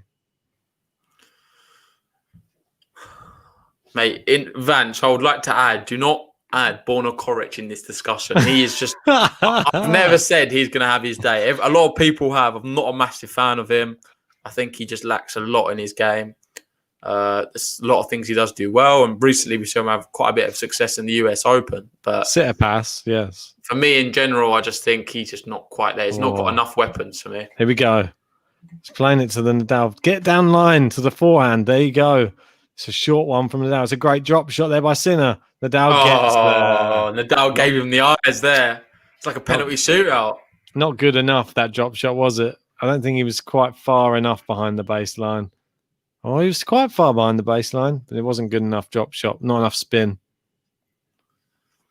Like some of the drop shots Schwartzman was doing today were ridiculous. I was just about to say the same thing as what you just said. And like so far, we've seen obviously we've got Rafael Nadal at the French Open, we've got Djokovic, we've got Thiem at the French Open. You can say all these names, but for me, the person I've been most impressed with is Schwartzman. He has just blown me away. Some of the tennis at times. And I don't know, it's just going to be a massive match between either Schwartzman, between Schwartzman or Nadal or Sinner. I think that's going to be a mouth-watering. I hope it is Nadal because it'll be quite interesting to see like the revenge of Rome. Yeah, but, mate, I don't know. Obviously, Nadal's going to be the favourite, but always, I think it's going to be a really big ask for Nadal to beat him. There we go. Oh, it's a great forehand there by Sinner. He's coming for the volley. Oh, it's into the net. Mate, it's not good enough. That's poor. What's that? I mean, come on. He did everything right there until the volley. I know. And he played the point perfectly. There was a really good forehand, really good approach. And then as soon as he volleyed it, it wasn't good enough. He got Rafa out of position. It didn't even hit the top of the net. It hit like the middle of the net there. I know. I think he just got it all wrong. Hit the net cam. Straight into the net cam. Oh, it's just sad. That's very sad to see. Never mind. Yeah, thanks for everybody who's joined us on the live stream. If you've just joined or if you've been on it for the whole thing, just really appreciate everybody just watching the match with us. If you haven't subscribed already, go on, hit the subscribe button and like the video because it helps us out and it just gets this video seen on all the search engines and Google, all of those type of things, and it just shows up for more people to join the conversation. We can be bringing you even more stuff like this on a regular basis. But yeah, thanks for everybody who joined anyway. Oliver Lee there. I want to see Nadal Schwartzman. I think that's the one. I don't know. I think that's just going to be the most exciting combination. Yeah. Oh yeah, and I was going to say also, if you guys have Spotify or Apple Podcasts, that type of things, yeah, please just follow us on there. And then if you're ever on the go or driving in the car, you can always have a listen to our podcast. Which we don't really tell many people we're on Spotify. I know, we should really. We're just always focused on doing like live podcasts on YouTube. Oh, great volley there! Oh, what a shot! Rafa's in the chairs there. Rafa's taking a seat. What was he doing? He was like trying to smack that orange juice over the net, I think, there, rather than the tennis ball. Got confused. No, that's a phenomenal shot. What a volley from Jannik Sinner there. He's backpedaling there. He's got no right to even get the ball. And the way he's done that, that's incredible. That's one of the shots. Do you think that Rafa could have got there, though, if that wasn't... Yeah, he could have done. No, he could. If that wasn't there, the chair, he could have got that. I'm not so sure. It wasn't even close to hitting the floor yet. I know what you're saying because it was quite slow, but mate, that's just the way it is. The angle Sinner generated there was incredible. He's got to be annoyed about that because he had the legs. Sinner, great power. Rafa's forehand, gets it deep. Oh, what about that for a forehand winner, Rafa? Mate, that was so short on the court as well. I don't know how you can do that. He just finds angles which aren't possible. That's what Djokovic was doing the other day as well, and he just shortens the court But instantly. with Djokovic, he will do that, but he'll take a lot of power off it for some reason. I don't know how Nadal does it, but he is able to hit it short on the court at maximum power. It's obviously because it's to do with the spin, isn't it? He just generates so much spin on the ball. Djokovic's ones were they're pretty flat, but he's done it again there, and this could be. He smashed it straight at Sinner, and now he's volleyed it. Sinner's, wow. I didn't see a chance he could win that point, and he just pulled it out. Rafa smashed it right at him. Bad smash. Yeah, I think it wasn't like a very. What he needed to do there was what Sinner did literally 2 minutes ago. Yeah, exactly. Yeah, he hit it too well. He made the contact was too good. If you know what I mean. Yeah. Sometimes you need to scuff them ones. If you scuff it, it gives you an advantage. I know. Sometimes it's better to not know him where you are. And when you volley it, it sometimes goes in a nicer angle. Mate, for me, I hit and hope. If I could just get my racket anywhere near it, I'm happy. That sounds... As long as it has the desired effect. Here we go. 30-all. He's played out to Rafa's forehand that's starting to look ever more dangerous, this forehand, as the match goes on. And there you go. He's keeping Sinner at the baseline, but Sinner's got just as much power as Rafa at the moment. But Rafa loops those balls. It's too long by Rafa. Nice. Mate, Sinner's well in this match. He is indeed. There's only a tie break what separated them so far. And that's just phenomenal. And don't forget, Sinner was serving for that first set as well. So he could find himself in the position again if he keeps playing this standard of tennis. So, I said, have a look in Line Eye in the comments there. What the problem with the likes of Tsitsipas, Zverev, and all these young guns is social media makes for a very fragile self-esteem. So they all crack and crumble over self-doubt. I think that's quite a valid point, really, to be honest. Well, I've spoke about social media on the last podcast. If you've not watched it, there's a good series on Netflix at the moment. It's like a documentary called The Social Dilemma. And it talks about the effects of social media and technology, and super interesting watch if you've not already. But I agree completely. I think it is very damaging, not only for players, but for a lot of young people in society. Yeah. It definitely is. Well, I don't know how you even put a control on it. Yeah, well, mate, it's a money-making machine, isn't it? Exactly. And then all they're doing is playing on people's emotions. Mate, they don't care. They're not going to stop it. What a shot by Sinner down the line. That's probably his best winner of the day, I think, so far. Well, he's been trying it a few times, hasn't he? And it's not really worked out for him. But that one was just inch perfect. Speed on that forehand. And it looks effortless, that, in the replay as well. Yeah, he doesn't look like he's even... You see a lot of players like grimacing when they go for a forehand. For him, it's just like he's just going through the motions, but he's able to generate so much power. Here we go. Advantage Sinner. Great serve there down the tee. And he's gone for the drop shot. It's a good one. And he's got it back. But that's cheeky. That's cheeky. Wow, look at that. I mean, it was behind him, and he had the audacity to just flick it past Rafa at the net there. He wasn't even looking. He was having to run back. It was a little flick of the wrist, wasn't it? Mate, this kid's got some game, I tell you. That was incredible. To have the forethought to just do that little flick, and get it in and pass Rafa at the net. Mate, it's like watching Djokovic. Mate, that was a high level shot there. He waited for it to. It was actually a good reply from look at Nadal. that. Do you not think? Yeah, it was a great shot from Nadal. It was a really good reply from Nadal. The ball was and he wasn't behind expecting it. He was in a strong position there waiting at the net. He thought it was going to come straight to him, but he managed to generate enough flick to get it the other side of the court. It was behind him. Oh, look at that. The Eiffel Tower. It's all lit up. Yeah, mate. There's a stream of light shooting out either side of the Eiffel Tower. Like a lighthouse, isn't it? Yeah, Lion Eye calls it a magic shot. That's a good way of describing it. Well, and what a way to hold your serve as well. because it was a tough match, or a tough game rather, that one. And now he's 4-3. And now Rafael Nadal, this is an important service game. He's in the it's the opposite position from the first set when Sinner had the same thing. You got to serve to keep it at 4-all rather than be 5-3 in the opposition serving for the set. Yeah. And well, he could quite easily be serving for the set soon. We'll I've wait and got a see. funny feeling here, Ben. This is not going to be a 3-0 match. It just seems too close to warrant that. But it wouldn't surprise me if Nadal just finds a way, like he always does. Yeah, you never know. Oh, Sinner going with power. Oh, it's just over the net. They're playing service box tennis right now. He's hit it very deep there. No, he's too far inside the baseline to be hitting that with that power. Mate, he can do it though. That's the thing. He does it on a regular basis. It's a little bit sad when you see him. He was sort of dictating that rally, and then I know what you mean. He just got a bit overzealous. Maybe he's just the youth inside him. Just burst out there for a second.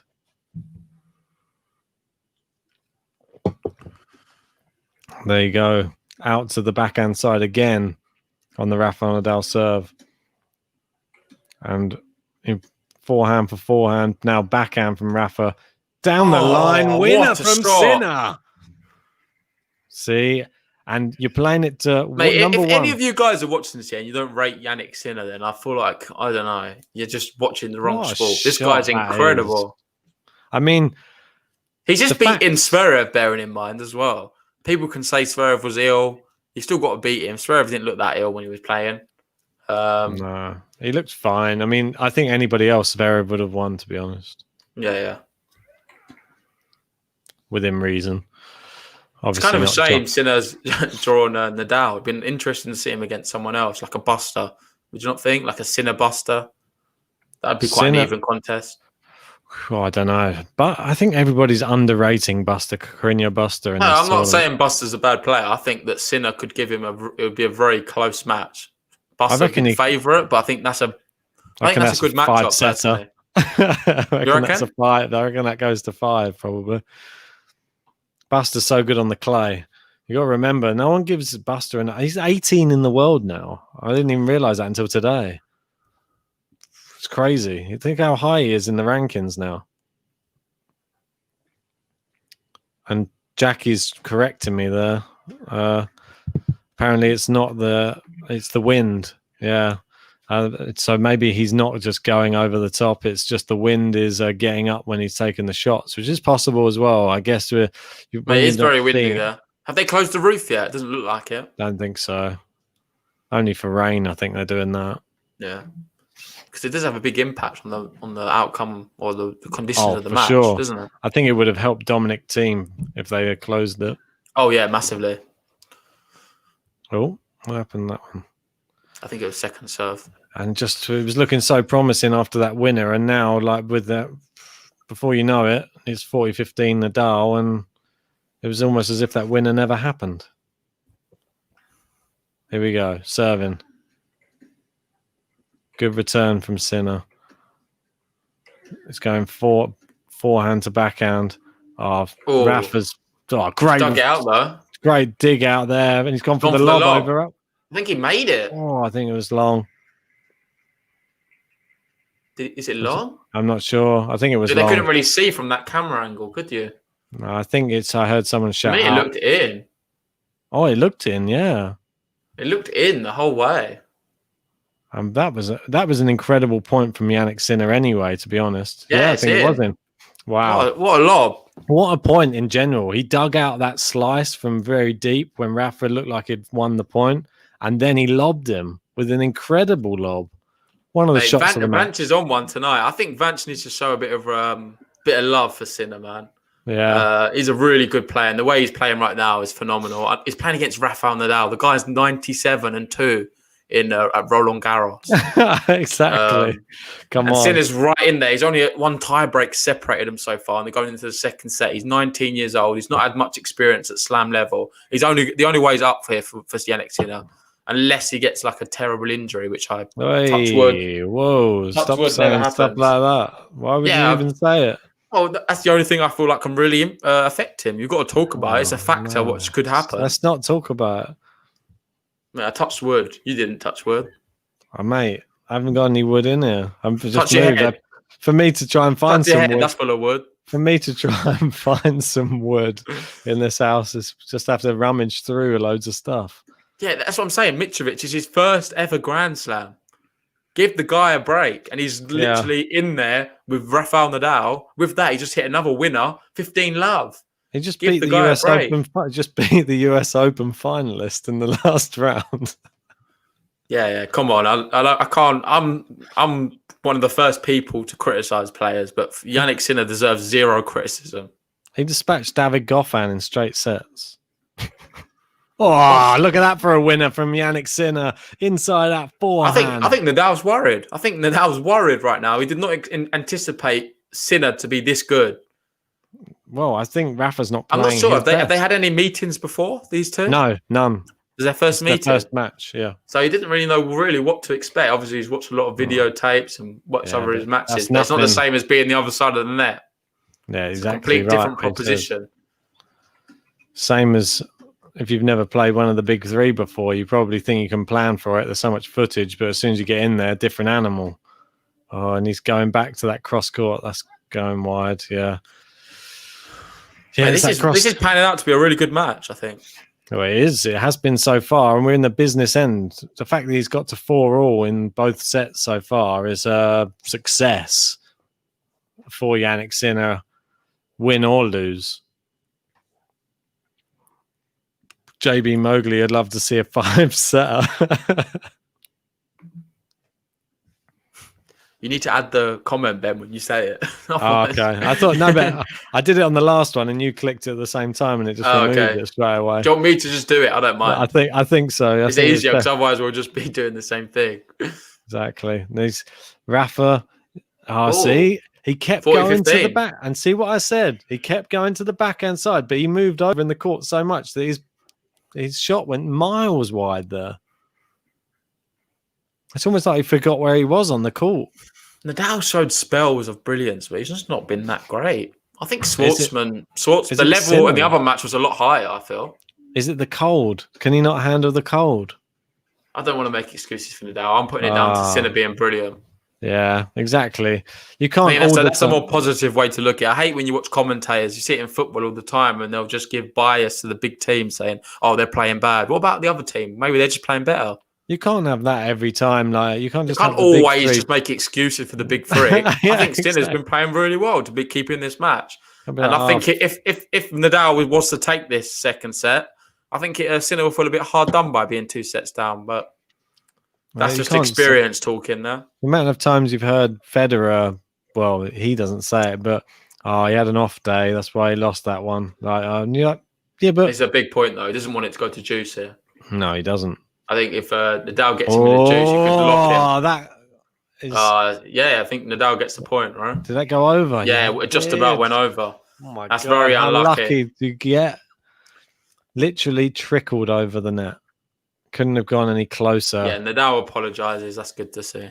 The old neck cord when you need Sinner he looks a bit deflated after that. Yeah, the Roland Garros gods. I do feel like if he was to get his serve broken here, I think that is a 2 sets to love advantage for Nadal. I don't see him not holding serve. Oh, that's a great play by Sinner. Oh, well done by Rafa though. There, he dug that out. And advantage Nadal, break point, and he can't afford to lose this point. Advantage the king. And because that's the thing you see with the big three. When they're serving for sets, they don't ever really make too many mistakes. With Dominic Thiem, Zverev, even Schwartzman to a level, these guys, they're still not quite there in terms of, you see a lot of times they'll bottle opportunities. Even Dimitrov, all of them guys as well. Yeah, for sure. Shapovalov, he did it twice, didn't he, in his match? Yeah. And with the Rafael Nadals and Djokovic, you don't really see that happen so much. Even Federer. Don't want to see Sinner second serve here. I would rather see Rafa win it than Sinner lose it, though. There we go. Jinxed him, mate. Just like that. That's a sad. it's not over yet because he's got to consolidate, but it's No, still it's over. I'm saying it now. I'm telling you now. Nadal's going to hold his serve. If I've just said all of this and it doesn't happen, it makes me like an idiot. Then It does. Nadal is going to hold his We serve. wouldn't want that, These would we? big three, they consolidate after they break. Yeah. Unfortunately, when you come It's a different breed, mate. when you come to play the king at Roland Garros, you better come with your biggest army and have the biggest weapons, because no one's gonna dethrone Rafael Nadal unless you're bringing your top game. Jackie says, I love Sinner's self-belief that he can win points off Nadal. I agree. And Wild Live, I really like this guy in the chat. He's always brings some good comments. The last thing Nadal needs is Roland Garros' luck. What is it since the defeatist attitude of all of the now people watching it's over? It went from 50-50 to 2 sets to love. You've ruled him out already. It's not even over. No, yet. I'm not. I'm Come just on. being honest. Like, I think this is. I I think it's 2 sets to love. It's not over yet. It's not over yet. Rafael Nadal. So you think this set? You think Sinner's going to break now? Go on. Anything can happen. Put it on the line. Say right now. Anything can happen. Obviously, I'm not ruling him out. Happen, You've already ruled it three. out. This is a different level, You've already ruled him out. I'm just hoping that Sinner turns up for everybody. When Rafael Nadal serving for the set at Roland Garros, he'll get it. He'll get it over the line. He'll find a way, even if he's not playing well. Let's see. Yeah, he doesn't get any time violations, so he's all right, doesn't he? Such a hater, Ben. Oh, and there's a big forehand. Oh, and a volley into the net. And Jannik Sinner. It's gonna come back. It's gonna come back to bite me. Sinner. Here we go. It's definitely gonna come back to bite me. And Matisse, you can watch it on ITV4 or Eurosport if you're not in the UK, or if you've got any gambling accounts, you can watch it online there too. And we're going on to number 3. Manchester said it's done. Sinners thinks That's otherwise. Agrees with me, but it's love 15. Here we go. Rafa serving. And he's gone to the backhand side. Surprise, surprise. Oh, that forehand down the line's a winner, though. That's what I'm saying, Ben. I told you they pull out these shots when they need to. It's only 15 all, mate. It's only 15. All right. You changed your tune. No, I was doing that to wind you up. I know. Oh, dear. There we go. 15 all. Jannik Sinner. Look at that. Forehand winners. He's only just behind. 13 for Sinner, 15 for Nadal. So that's impressive. There's not been much in it at all. It's been such a closely contested match. I think it's so harsh that potentially it could be 2 sets to love. But it's not yet. Great backhand by Sinner. Is he going to go down the line? There's a great shot there. Rafa's dug it out. Great forehand. Go down the line again. Oh. He's gone down the line. That's a great forehand. Power from Sinner. Gone inside out forehand. Rafa's gone for the pass. And he does pass. Brilliant. 30-15. You know when you're at the net and you've just hit a return like to Rafa that bounces up, you're like, why am I even at the net right now? It must be the weirdest feeling. I feel like you have to then, it's like a penalty shootout and you're the goalkeeper. You have to guess away. You literally have to drive one way and then just hope for the lift. You put your racket up and hope for the best. Mate, I think half the time they try to go the other way out the way that he's going to hit so that they don't get that massive forehand. I'll tell you what I do when I'm playing. Obviously, I'm playing against opposition who aren't Rafa and Nadal, but sure? What I'll do is I'll just jump around the net. So I'll just try and... Yeah, I'll do that. I'll literally go from side to side. It's not gamesmanship. It's not gamesmanship. I don't know. I think Fabio... A lot of the time, the players will miss it. Maybe I'm playing not very good players. I think that's Italian, mate. You're getting that Fabio Fanini, I think. But that's not gamesmanship. Yeah, mate. I think that someone would have. Oh, is that in? That's in. Yeah, is that in? I think that's yes, it was. Sorry, that's a shot. I just thought it looked like it was just a little bit. That's long. just a cracking forehand. Wow, what a player, Jannik Sinner, man! To be doing that against Rafael Nadal. He's going for that's exceptional. Love that. Absolutely love that. 30 all. It's not over yet. Here we go. And what's going on? Rafa's. What are you doing? Come on, serve already. Wait, why? Can you stop doing that? Have some respect, man. Have some respect. The umpire won't even look at him when he's serving. He's too scared to even say anything to the king. Why is he always like brushing the lines with his shoes all the time? Mate, it's just his routine. Stop. Leave him alone, Ben. Here we go. You're the biggest Rafa hater I've ever met. I'm not big. I love Rafa, but I can see where the other players come from, where he takes so long in between points. So does Djokovic. He bounces the ball about 1 million times. Yeah, exactly. I don't agree with I'm not any sure of them. what that doing it. was. Yeah. What was Sinner doing there? I don't know, because he took so long to bloody serve. That's not the excuse, mate. You need to be focused. You're a tennis player. You're a He probably professional tennis was player. focused for the first 20 seconds. Oh, Ben, you need to be focused. Just stay in the game then. Just keep focusing. Keep jogging on the spot. It's part of it. If he wants to do it, he can do the same thing. He can take his time. We can't. He's There's receiving. a shot clock. Yeah, is there, though? Well, there is, yeah. Is there? Of course there is. The Rafa's shot clock gets an extra 10 seconds, I think. Anyway, Sinner has gone down the line. It's a set point. Is Sinner going to go for something big on set point? He's gone backhand cross court. Big backhand cross court. Oh, he stepped inside. Finishes it taken there. it. Great shot there by Sinner. And it's juice. Out of the two players, Sinner's the more powerful of the two, isn't he? Yeah. It's crazy. Rafael Nadal is being outpowered at the moment. He's hitting the... he doesn't hit it with as much loop in spin, does he? It's not like the type of spin that Rafa's. He's a little bit flatter with it. And it's just giving him, a few amazing winners. Yeah. And Trump Amiri makes a good point. Sinner may have the strength physically, but mentally, Nadal's got the strength. And I think that's a really good summary. Is it Trump Amiri or Amiri Trump? Either or. Oh, that was nearly on. Great, powerful shot there by Sinner. Playing down the middle now. Oh, look at that shot from Rafa. And then finishes it with a volley. That's what I'm saying, Ben. That's just the level above. These players, they do this at this moment. When you're serving for a set, you see him pull out a service game like that. Jannik Sinner, when he's trying to hold his serve after he's just broken, you don't see him doing that level. And that's where that is the difference at this top level. Yeah. Obviously, all these players can pull out amazing shots. But what differentiates the good players from the amazing players is they're able to do it at the big moments. And this is another set point. What's it? Second set point. 2 hours, 11 minutes in. Set point number 2. Rafael Nadal. Another long match, this one. Yeah, we're not even at the end of the second set yet. Serves out to the backhand side for a change. Great return. Sinner's in the net. He's missed it. And that's 2-0 Rafael Nadal. I think that's a harsh scoreline for the way Sinner's played. I think he's been really good, super impressive. But Rafael Nadal won't care. No. I mean, he just wants to get this one done. I'm going to take that opportunity to use the bathroom, if that's all right. Yeah, you go for it, mate. You put in a good enough shift. I'll let you go.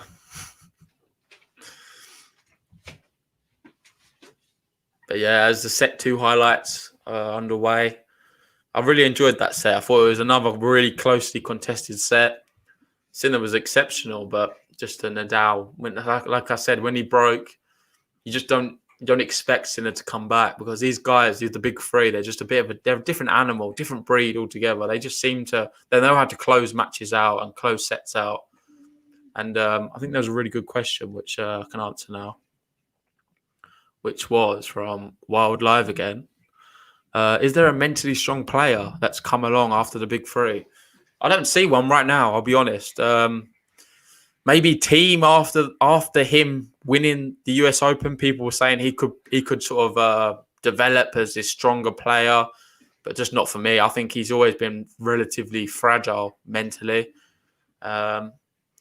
Certainly not Tsitsipas, certainly not Zverev. Medvedev mentally seems to be there, but I think he certainly needs to improve his clay court game. He's not won at Roland Garros ever. So, yeah, it's really tricky. Obviously, there's a lot of young guns coming through. Me and Ben, we both really like the look of Musetti and Alcaraz. We think they're really exciting prospects for the future. We'll see how they develop, of course. But maybe they'll have this mental edge, what other players don't. Jackie thinks that Sinner's mentally strong. Yeah, in a couple of years. Obviously, he's 19 years old. He's going toe-to-toe with Rafael Nadal right now.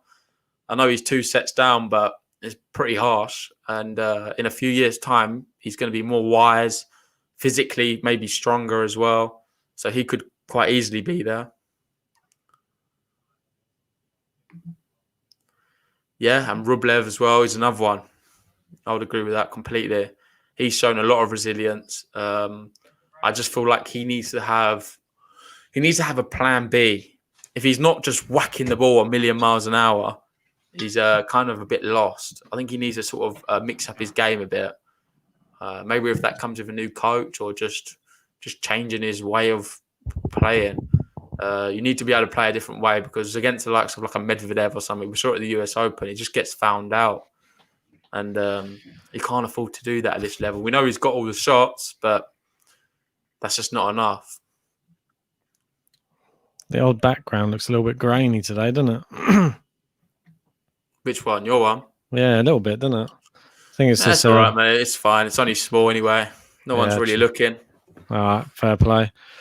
So, what do you think Rafa would be saying after I'll let you do it, mate. You can do the accent. He was saying, you can do your impression. Yeah, I think a very good set, and I think Jannik's a very good player, and I think I had a very good set and took my chance, and I think I win match 3-0 and look to play Diego Schwartzman, very good player, in next round. So, yeah, very good. Cheers. How's that? Love Is it better? Yeah, it's good, mate. Here we go. We're on the way in the third set. I don't know 2 hours played already. You can probably do a Sinner one, can't you? Nah, you have to just do the shoulders and just all the hands up in the air. Yeah, they sort with their hands, the Italians, don't they? There's a lot of hands. They'd just be like all hands throwing and just all of this. It's like Fabio. Fabio, he is has all of his interviews. He's very animated on the court, isn't he? Yeah, you don't see that as much from Sinner, though. Not like Sinner's, mate. I don't know. Sinner's just a very calm, collected player. For 19 as well, he just seems to have all his stuff together, mate, in his mind. Yeah, for sure. We were just saying when you was in the toilet, like he could develop in the next few years to be one of these sort of breakthrough players, because mentally he just seems he's so calm and collected. He could be there, but it's not looking quite good right now. So just speak too soon. And just as Rafael Nadal just said, after that second set, he's probably going to win 3-0. Yeah. Sinner, has he got the mental strength to pull out a 5-setter here? It's going to be tough, isn't it? He's been playing possibly the best tennis we've seen anyone play against Nadal so far this tournament. Well, not quite possibly, like a clear mile. No one's really challenged Nadal so far. It's good to actually see Nadal running around. Nice to see winners as well. Sean said, unbelievable. Unbelievable. Or is it more unbelievable? We've got both varieties there. Yeah, definitely. Lai and I literally thought that was Rafa. So you're getting better, Ben. You're going to have to work on a few more for the next episode. I have to give like Travel says, obviously Elliot Loney is famous for his Rafa Nadal impression. He's been on TV during like the Australian Open and stuff, giving his impressions. He's got like quite a good YouTube with I think he's got about 40,000 subscribers or something. So yeah, he's a good one. Go and check him out as well. But yeah, I'll try and challenge him. I'll try and brush up on my Rafa impression. Give him a run for his money, shall I? I'll have to work on a few others. Maybe I'll try and get an Andy Murray going before he retires. Oh no! Now Rafa's moaning about the ball. Is the umpire going to disagree with Rafa? What did Rafa say? Just leave it. He's like, just leave it. You're useless. You're not umpire in the next match. It's weird. I was definitely out.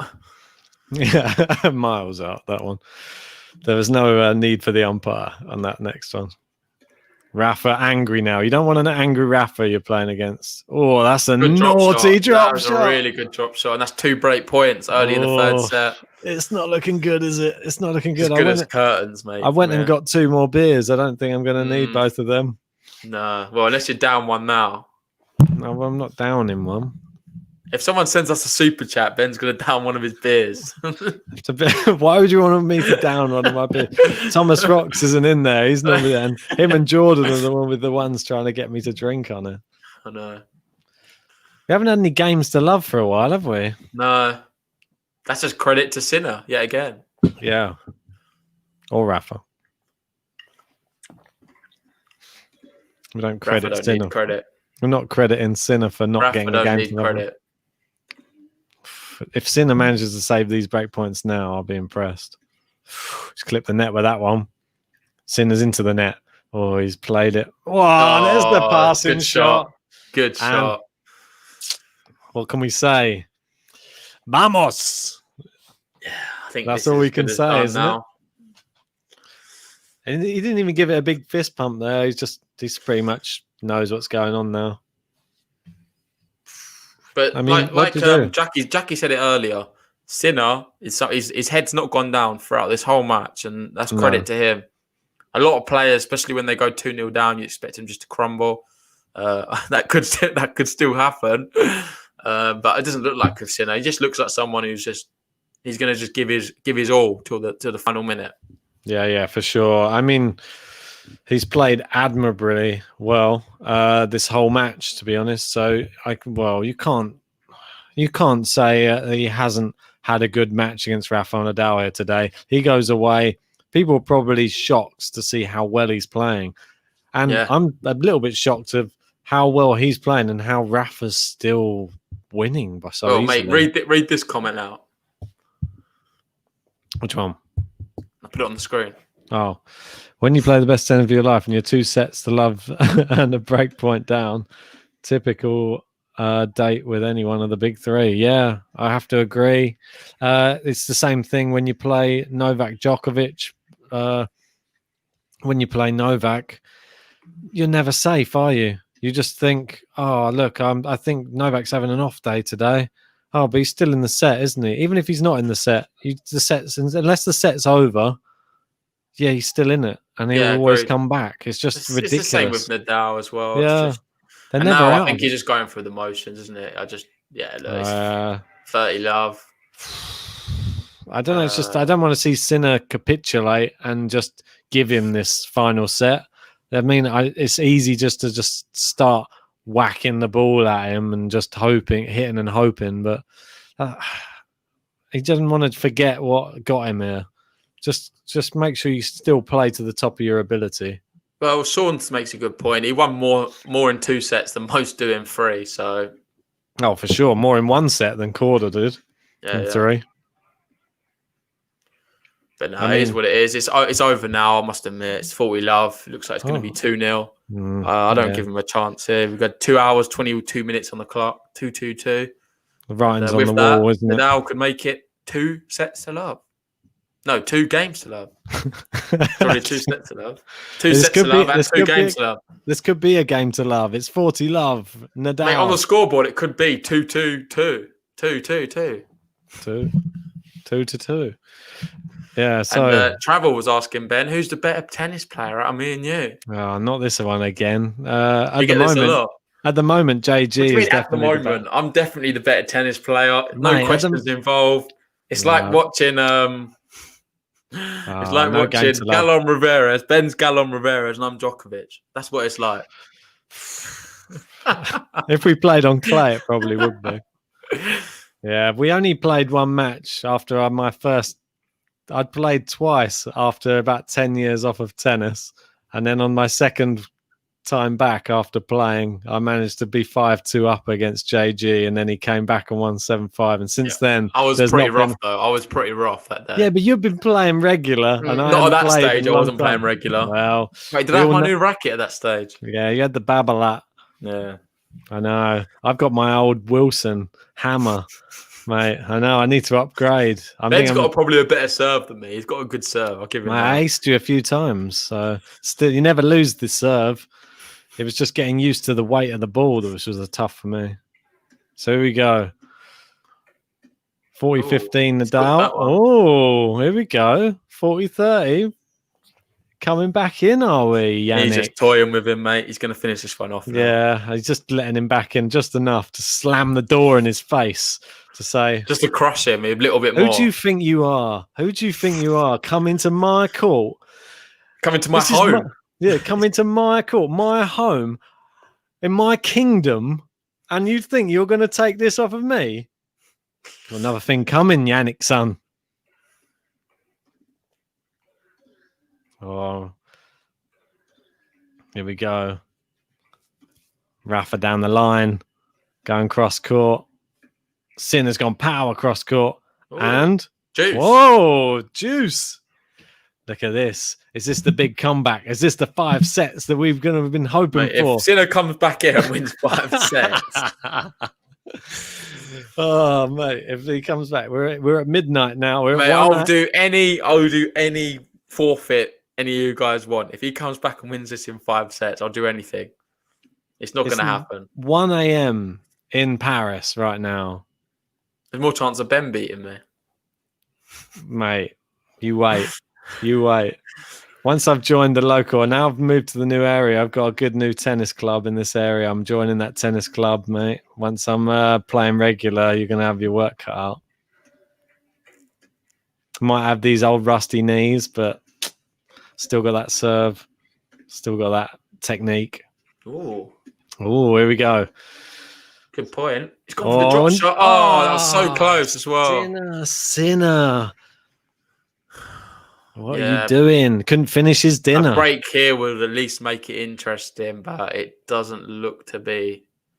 You never know. Yeah. It's only advantage, Nadal. We got Fed 1, 2, 3, 4. So they can see Jannik Sinner dominating the men's tour in the future. He's much better than Felix. Yeah, we said that. Yeah, we think the same.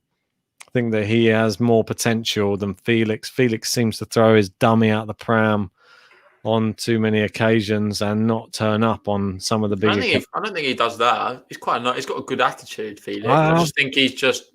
I don't know. I feel like he bottles it a little bit in the big moments. I've seen negativity in.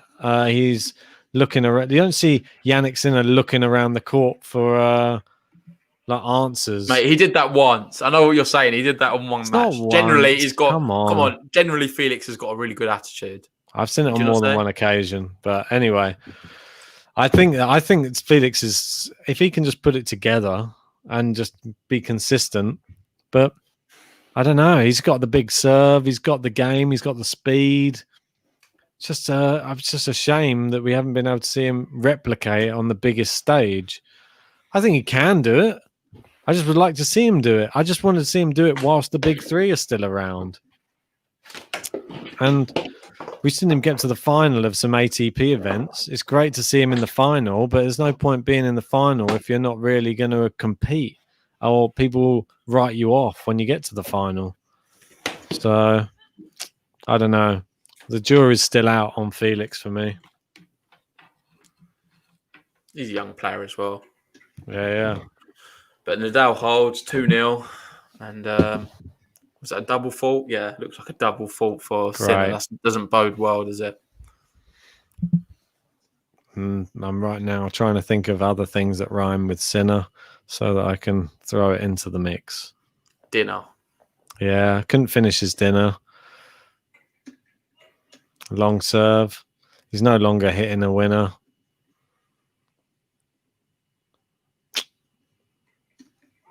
Oh, double fault again. Another double fault. Yeah, he's hit 2 double faults in a row. What's happening now? Come on, sort yourself out, lad. Wild Live says, if you'd go back and watch the match, the critical points, I think you'd find Sinner made errors on the vast majority of them. Nadal has not. And that's just experience talking, I guess. Well, Nadal steps it up when you have to step it up. You saw he was pretty rubbish on hitting winners down the line until he needed to hit a winner down the line, and then he did it. So, just Rafa for you, isn't it? And this is Rafa, and I'm not going to be too disrespectful to Sinner. I'm not going to say Rafa's Rafa smashing this around now. Love 40. He's got I'm not going to say points. It's Rafa at 30%. I reckon this is still Rafa at probably like a 50% or maybe. No. Rafa's trying his best. I don't think Rafa's been that impressive. I think maybe it's been a Rafa. It depends what you say. He's a 50% of his ability of what level he can reach. Probably at like 10%. But in terms of like him, I think he's trying to exert as much. He's had to really step up his game to keep up with Sinner. I think he's not just going through the motions like you see with Djokovic. Saying that, it's 3-0 now. He's got a double break in this third set. Are you still there, Ben? Oh, it looks like Ben's gone. I'm not sure what he's doing. Hopefully he'll be joining us shortly. It looks like maybe his internet's gone slightly. We've had a good run though. Yeah, maybe 70%. I think Nadal's been trying his best. He's just had to play at a top level just to compete really with Sinner. But Sinner's he's played the match of his life, I must admit. And I think Ben's going to be back in a sec. I'm just not sure what's happening with his internet right now.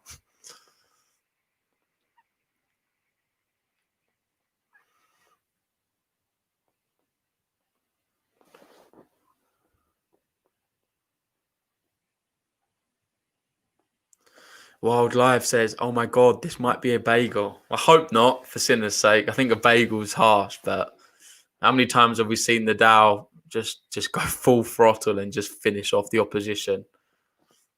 Could well happen. Yeah, it's been 5 games in a row, as Sean makes out as comments there. He's a man in form right now.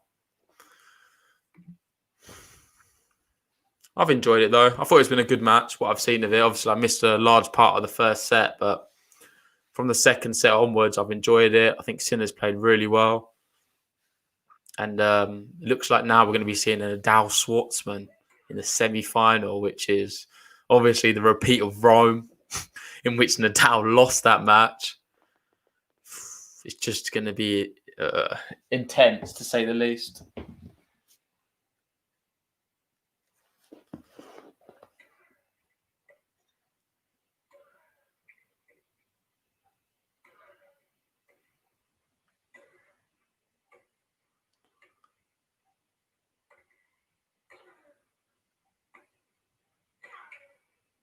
What a shot that is. Oh, well played, Sinner. Nadal was in complete control of that rally there, but he just made him play that extra shot. Love 15. Maybe it won't be a bagel.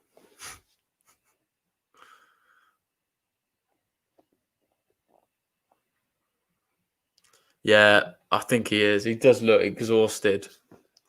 More physically more than anything. Mentally seems to he's trying his best. Like he's playing Rafael Nadal. Come on, man. It's such a hard opposition to be playing against.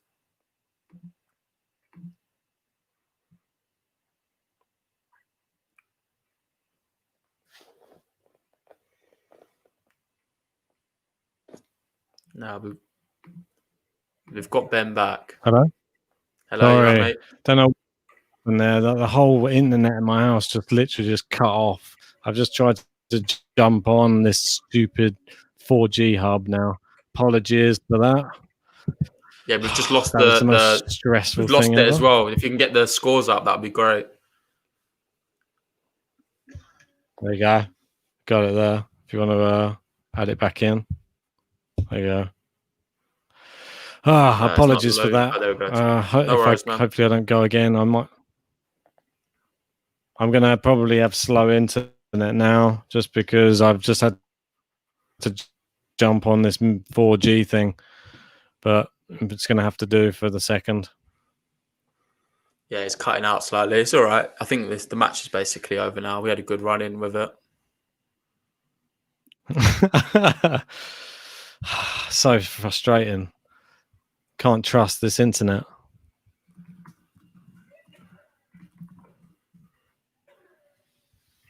Yeah, I don't know what happened. Is everybody still in there? Oh, I think you're slightly delayed then. I don't know when you can hear me. Yeah, I am. I am for sure. You just go for it. You give the commentary anyway. Yeah, it's all right. It's fine. Just stay in here just for the lives. Just at least we get we keep the scores up.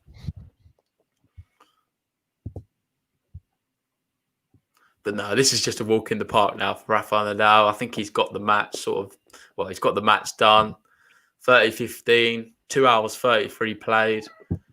Sinner's, like we keep saying the same thing really. Sinner's played well, but just Nadal from here, I think he's going to be okay. The line judge, what's he saying there? Is it out?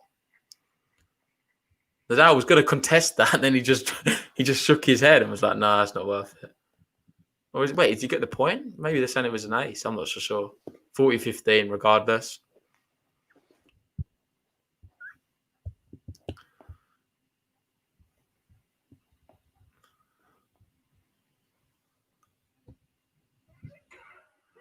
Yeah, I think now is probably it's wise to start talking about the Schwartzman Nadal semi-final, which we're going to be experiencing in the coming days. What do you guys think? Do you think Schwartzman can trouble Nadal again?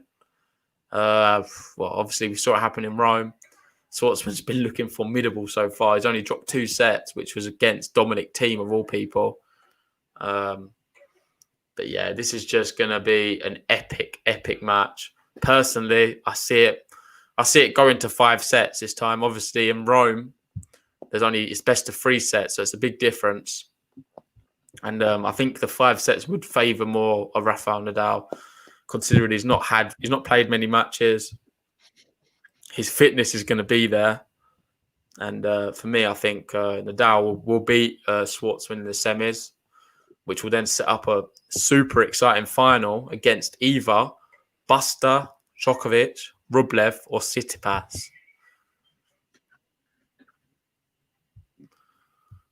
And that one's just, well, with this, he's fought back a bit here from 40-15. He's brought it back to juice.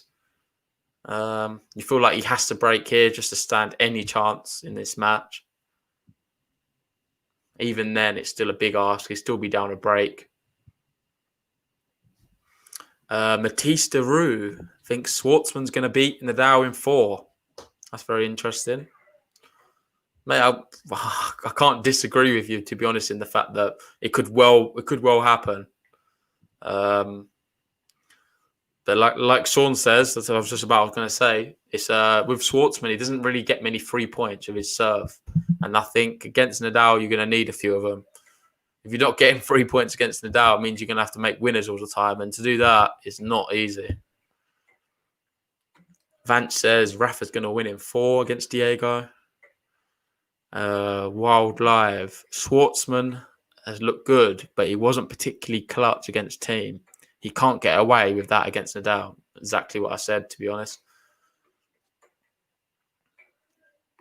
He can't afford to do it. The only thing is, with Schwartzman, he's been on court a long time, and I think that match with Thiem would have really taken out of him.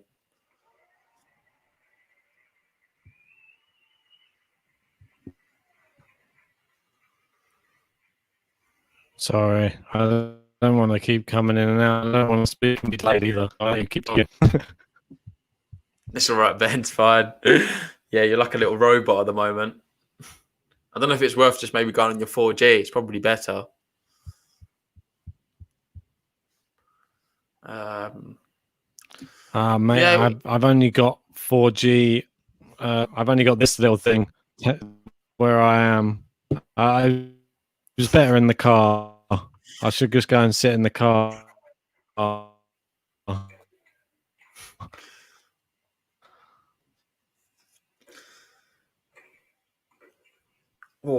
what a shot.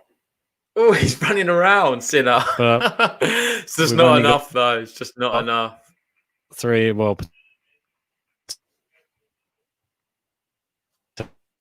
potentially 3 games. Yeah, Ben, we can't hear you at all. It's probably best not to talk. We can't hear anything. I don't know.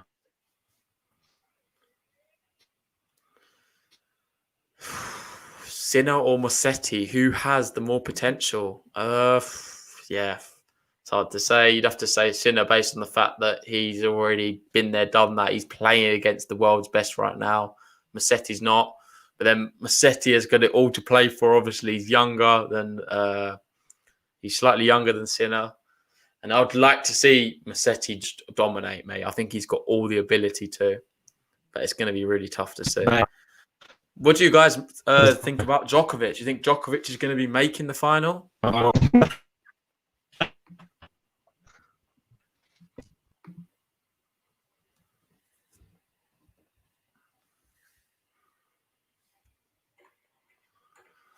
Because for me, I think Djokovic should have to. You'd expect him to beat Buster. Like, surely, obviously, we know what happened in the US Open. That's not going to happen again. I think Djokovic has far too much for Buster. But saying all of that, if he doesn't do it, then that's just going to be crazy. But for me, Djokovic is going to be, for me, he's got 1 foot already in the final, well, the semi-final against potentially Rublev or Tsitsipas. That's a super equal battle. Either of them, I think, could trouble a Djokovic, but I think maybe a Tsitsipas could trouble him more. Obviously, we've seen he's beat him before. But it doesn't all look like it's leading up to a Nadal-Djokovic final, which we'll 100% be doing a live watch-along for. So make sure, you guys, that you're joining us for that. We're going to make sure our internet's running smoothly for that as well, because that's going to be an epic match, regardless of who's in the final. We both thinking it's going to be potentially a Nadal-Djokovic, but you never know. Obviously, Schwartzman, Tsitsipas, Rublev, them type of figures, they could have a say yet. And Sinner here, he's just holding into it. It's 30-15. He's still digging deep. But it's over. The match is certainly over.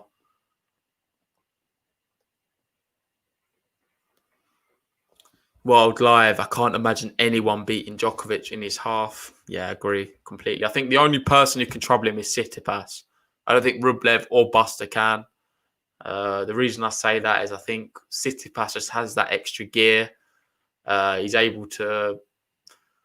we've seen before he's beaten Djokovic, and I think maybe he could do it again, but he's going to have all everything going in his favour, and Djokovic to have a bit of an off game. But in Novak's form, mate, I think Novak's certainly into the final for me. I think it's going to be harder for Nadal to get to the final than Djokovic for sure, because Schwartzman's going to be, well, that's just what a competitor. Like I said, he's actually the man I'm most impressed with so far this tournament. Out of all the players, he's the one who's super impressed me, only losing just 2 sets to no other than recent Grand Slam champion Dominic Thiem, who's also reached the final twice.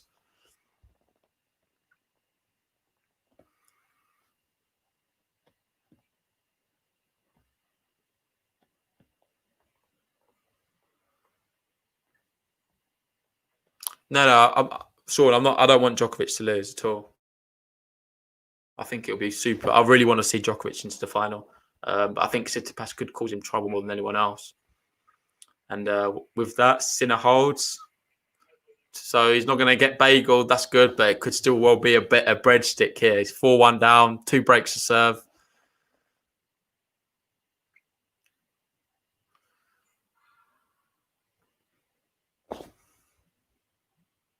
Ben's back. I think Ben's in his car. Yeah, I've come out on the iPhone, mate. I don't know if I'm in sync or what. You tell me. Yeah, no, you're fine, mate. Just can't really see you very well. And the sound's a bit ropey, but it's not too bad. At least you're in sync. I'm on headphones. That's why I'm trying to see if I can watch the match on my other phone now. Oh, the things we do for the fans, eh? The things we do.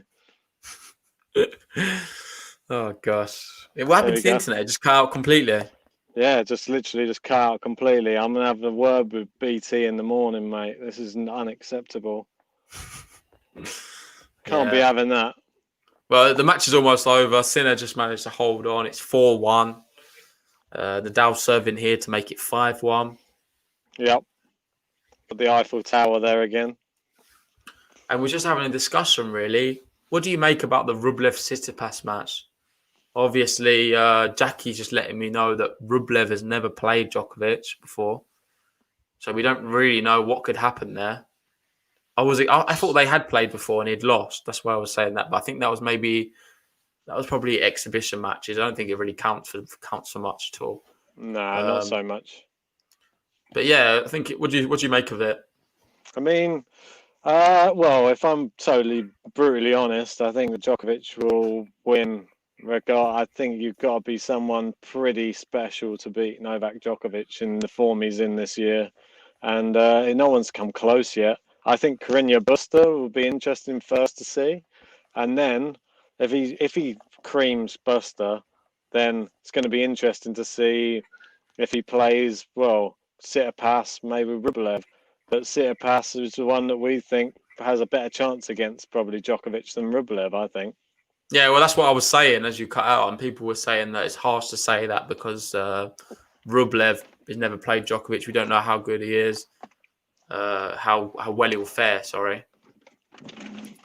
Yeah. Yeah, no, like you say, I think it's all sort of looking towards a Nadal Djokovic final, isn't it? Which is going to be super epic. Hopefully, both of our internets are good for that one, and we'll do a nice live watch along for it. For but sure, here, mate. it's 30 love up, 4-1, Rafael Nadal, cruise control, 30-15. He just hit a wild forehand there, but I don't think he's going to lose much sleep over that.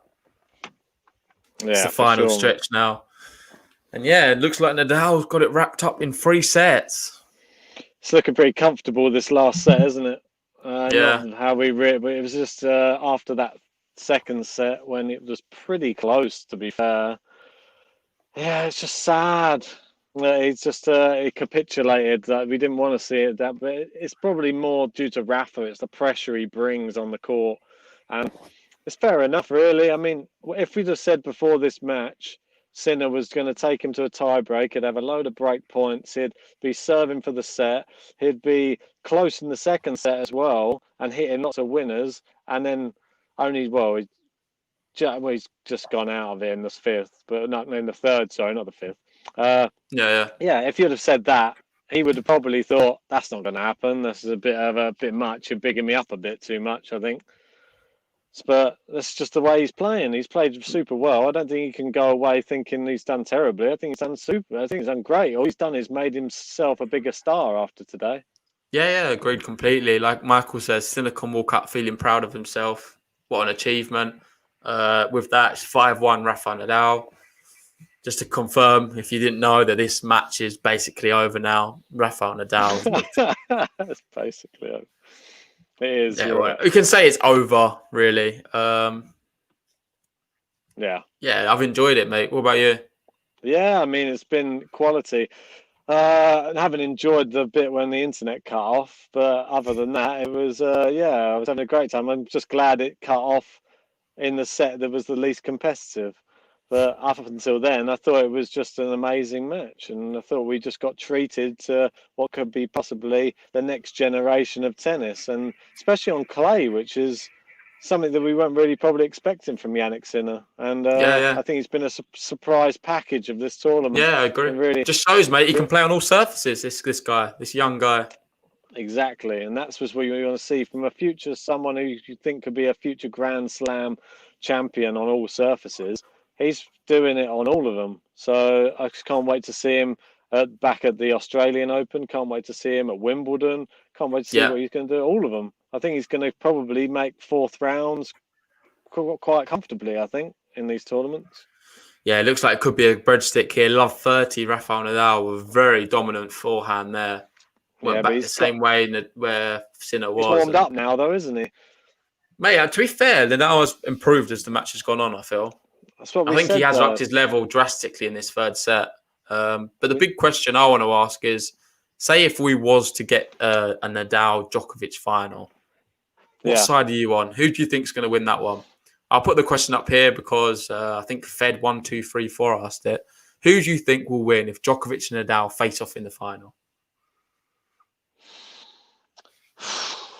It's a real tough one, isn't it? I mean, so far, neither have dropped any sets. It's really difficult to say. I mean, you'd have to favour Rafa on clay, but Federer, Djokovic, his win record this year is ridiculous, and he's not really defeated this year. So it just sets up for something which is an incredible final if it does happen. And obviously, you gave your pick; it would be just crazy. Obviously, it's not that crazy. This is already the final everyone thought we were going to see, but it will be you versus me, Nadal versus Djokovic. And we'll be able to have a real great final for that and really go to town. So, I mean, personally, I think I can see if Nadal plays like he go. Game, set, match, 6-1, Rafael Nadal. He won that last service match from Jannik Sinner to love. So we'll have a beer for that. You got your beer. We had a game to love to end. Cheers, man. But yeah, super impressive there. I really enjoyed that match. Both players were exceptional, but Nadal was just too much. And I think that answers the question for me. I think Nadal's going to win the final if he was to get Well, to the final, obviously. I think it answers another question for me. I think if he was to play the same way he played against Jannik Sinner in those first 2 sets, he'd be 2 sets to love down against Djokovic, and he'd be fighting for his life in the third. So, Yeah, but you say that, but we've seen Djokovic recently. He starts sometimes a bit slow and not always there, but then he always pulls it out. How many times has that happened? You look at So Cincinnati; it was happening all the time. It seemed. To be fair, Roland Garros has been pretty formidable, but who's he actually played? Has he played anyone of any relevance so far? You could say Khachanov was a bit tricky, but I don't know. Not for me personally. I think Khachanov is a good player, but he's not someone who's going to be troubling Djokovic too much.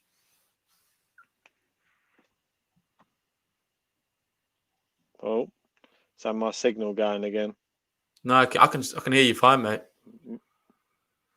Yeah, I know. Anyway, it's fine. We'll wrap it up probably. There, We'll wrap it up. The signal's not going too well. I just want to say a massive thank you to all you guys joining us tonight. We've enjoyed all your comments. If you've not already, please subscribe to our channel. We're doing a lot more live watch-alongs. Like the video as well. And yeah, thanks for everything, guys. Let's hopefully see some really epic semi-finals in the coming days. And maybe we could get the final, which a lot of people want, which would be Novak Djokovic, Rafael Nadal. Peace, guys.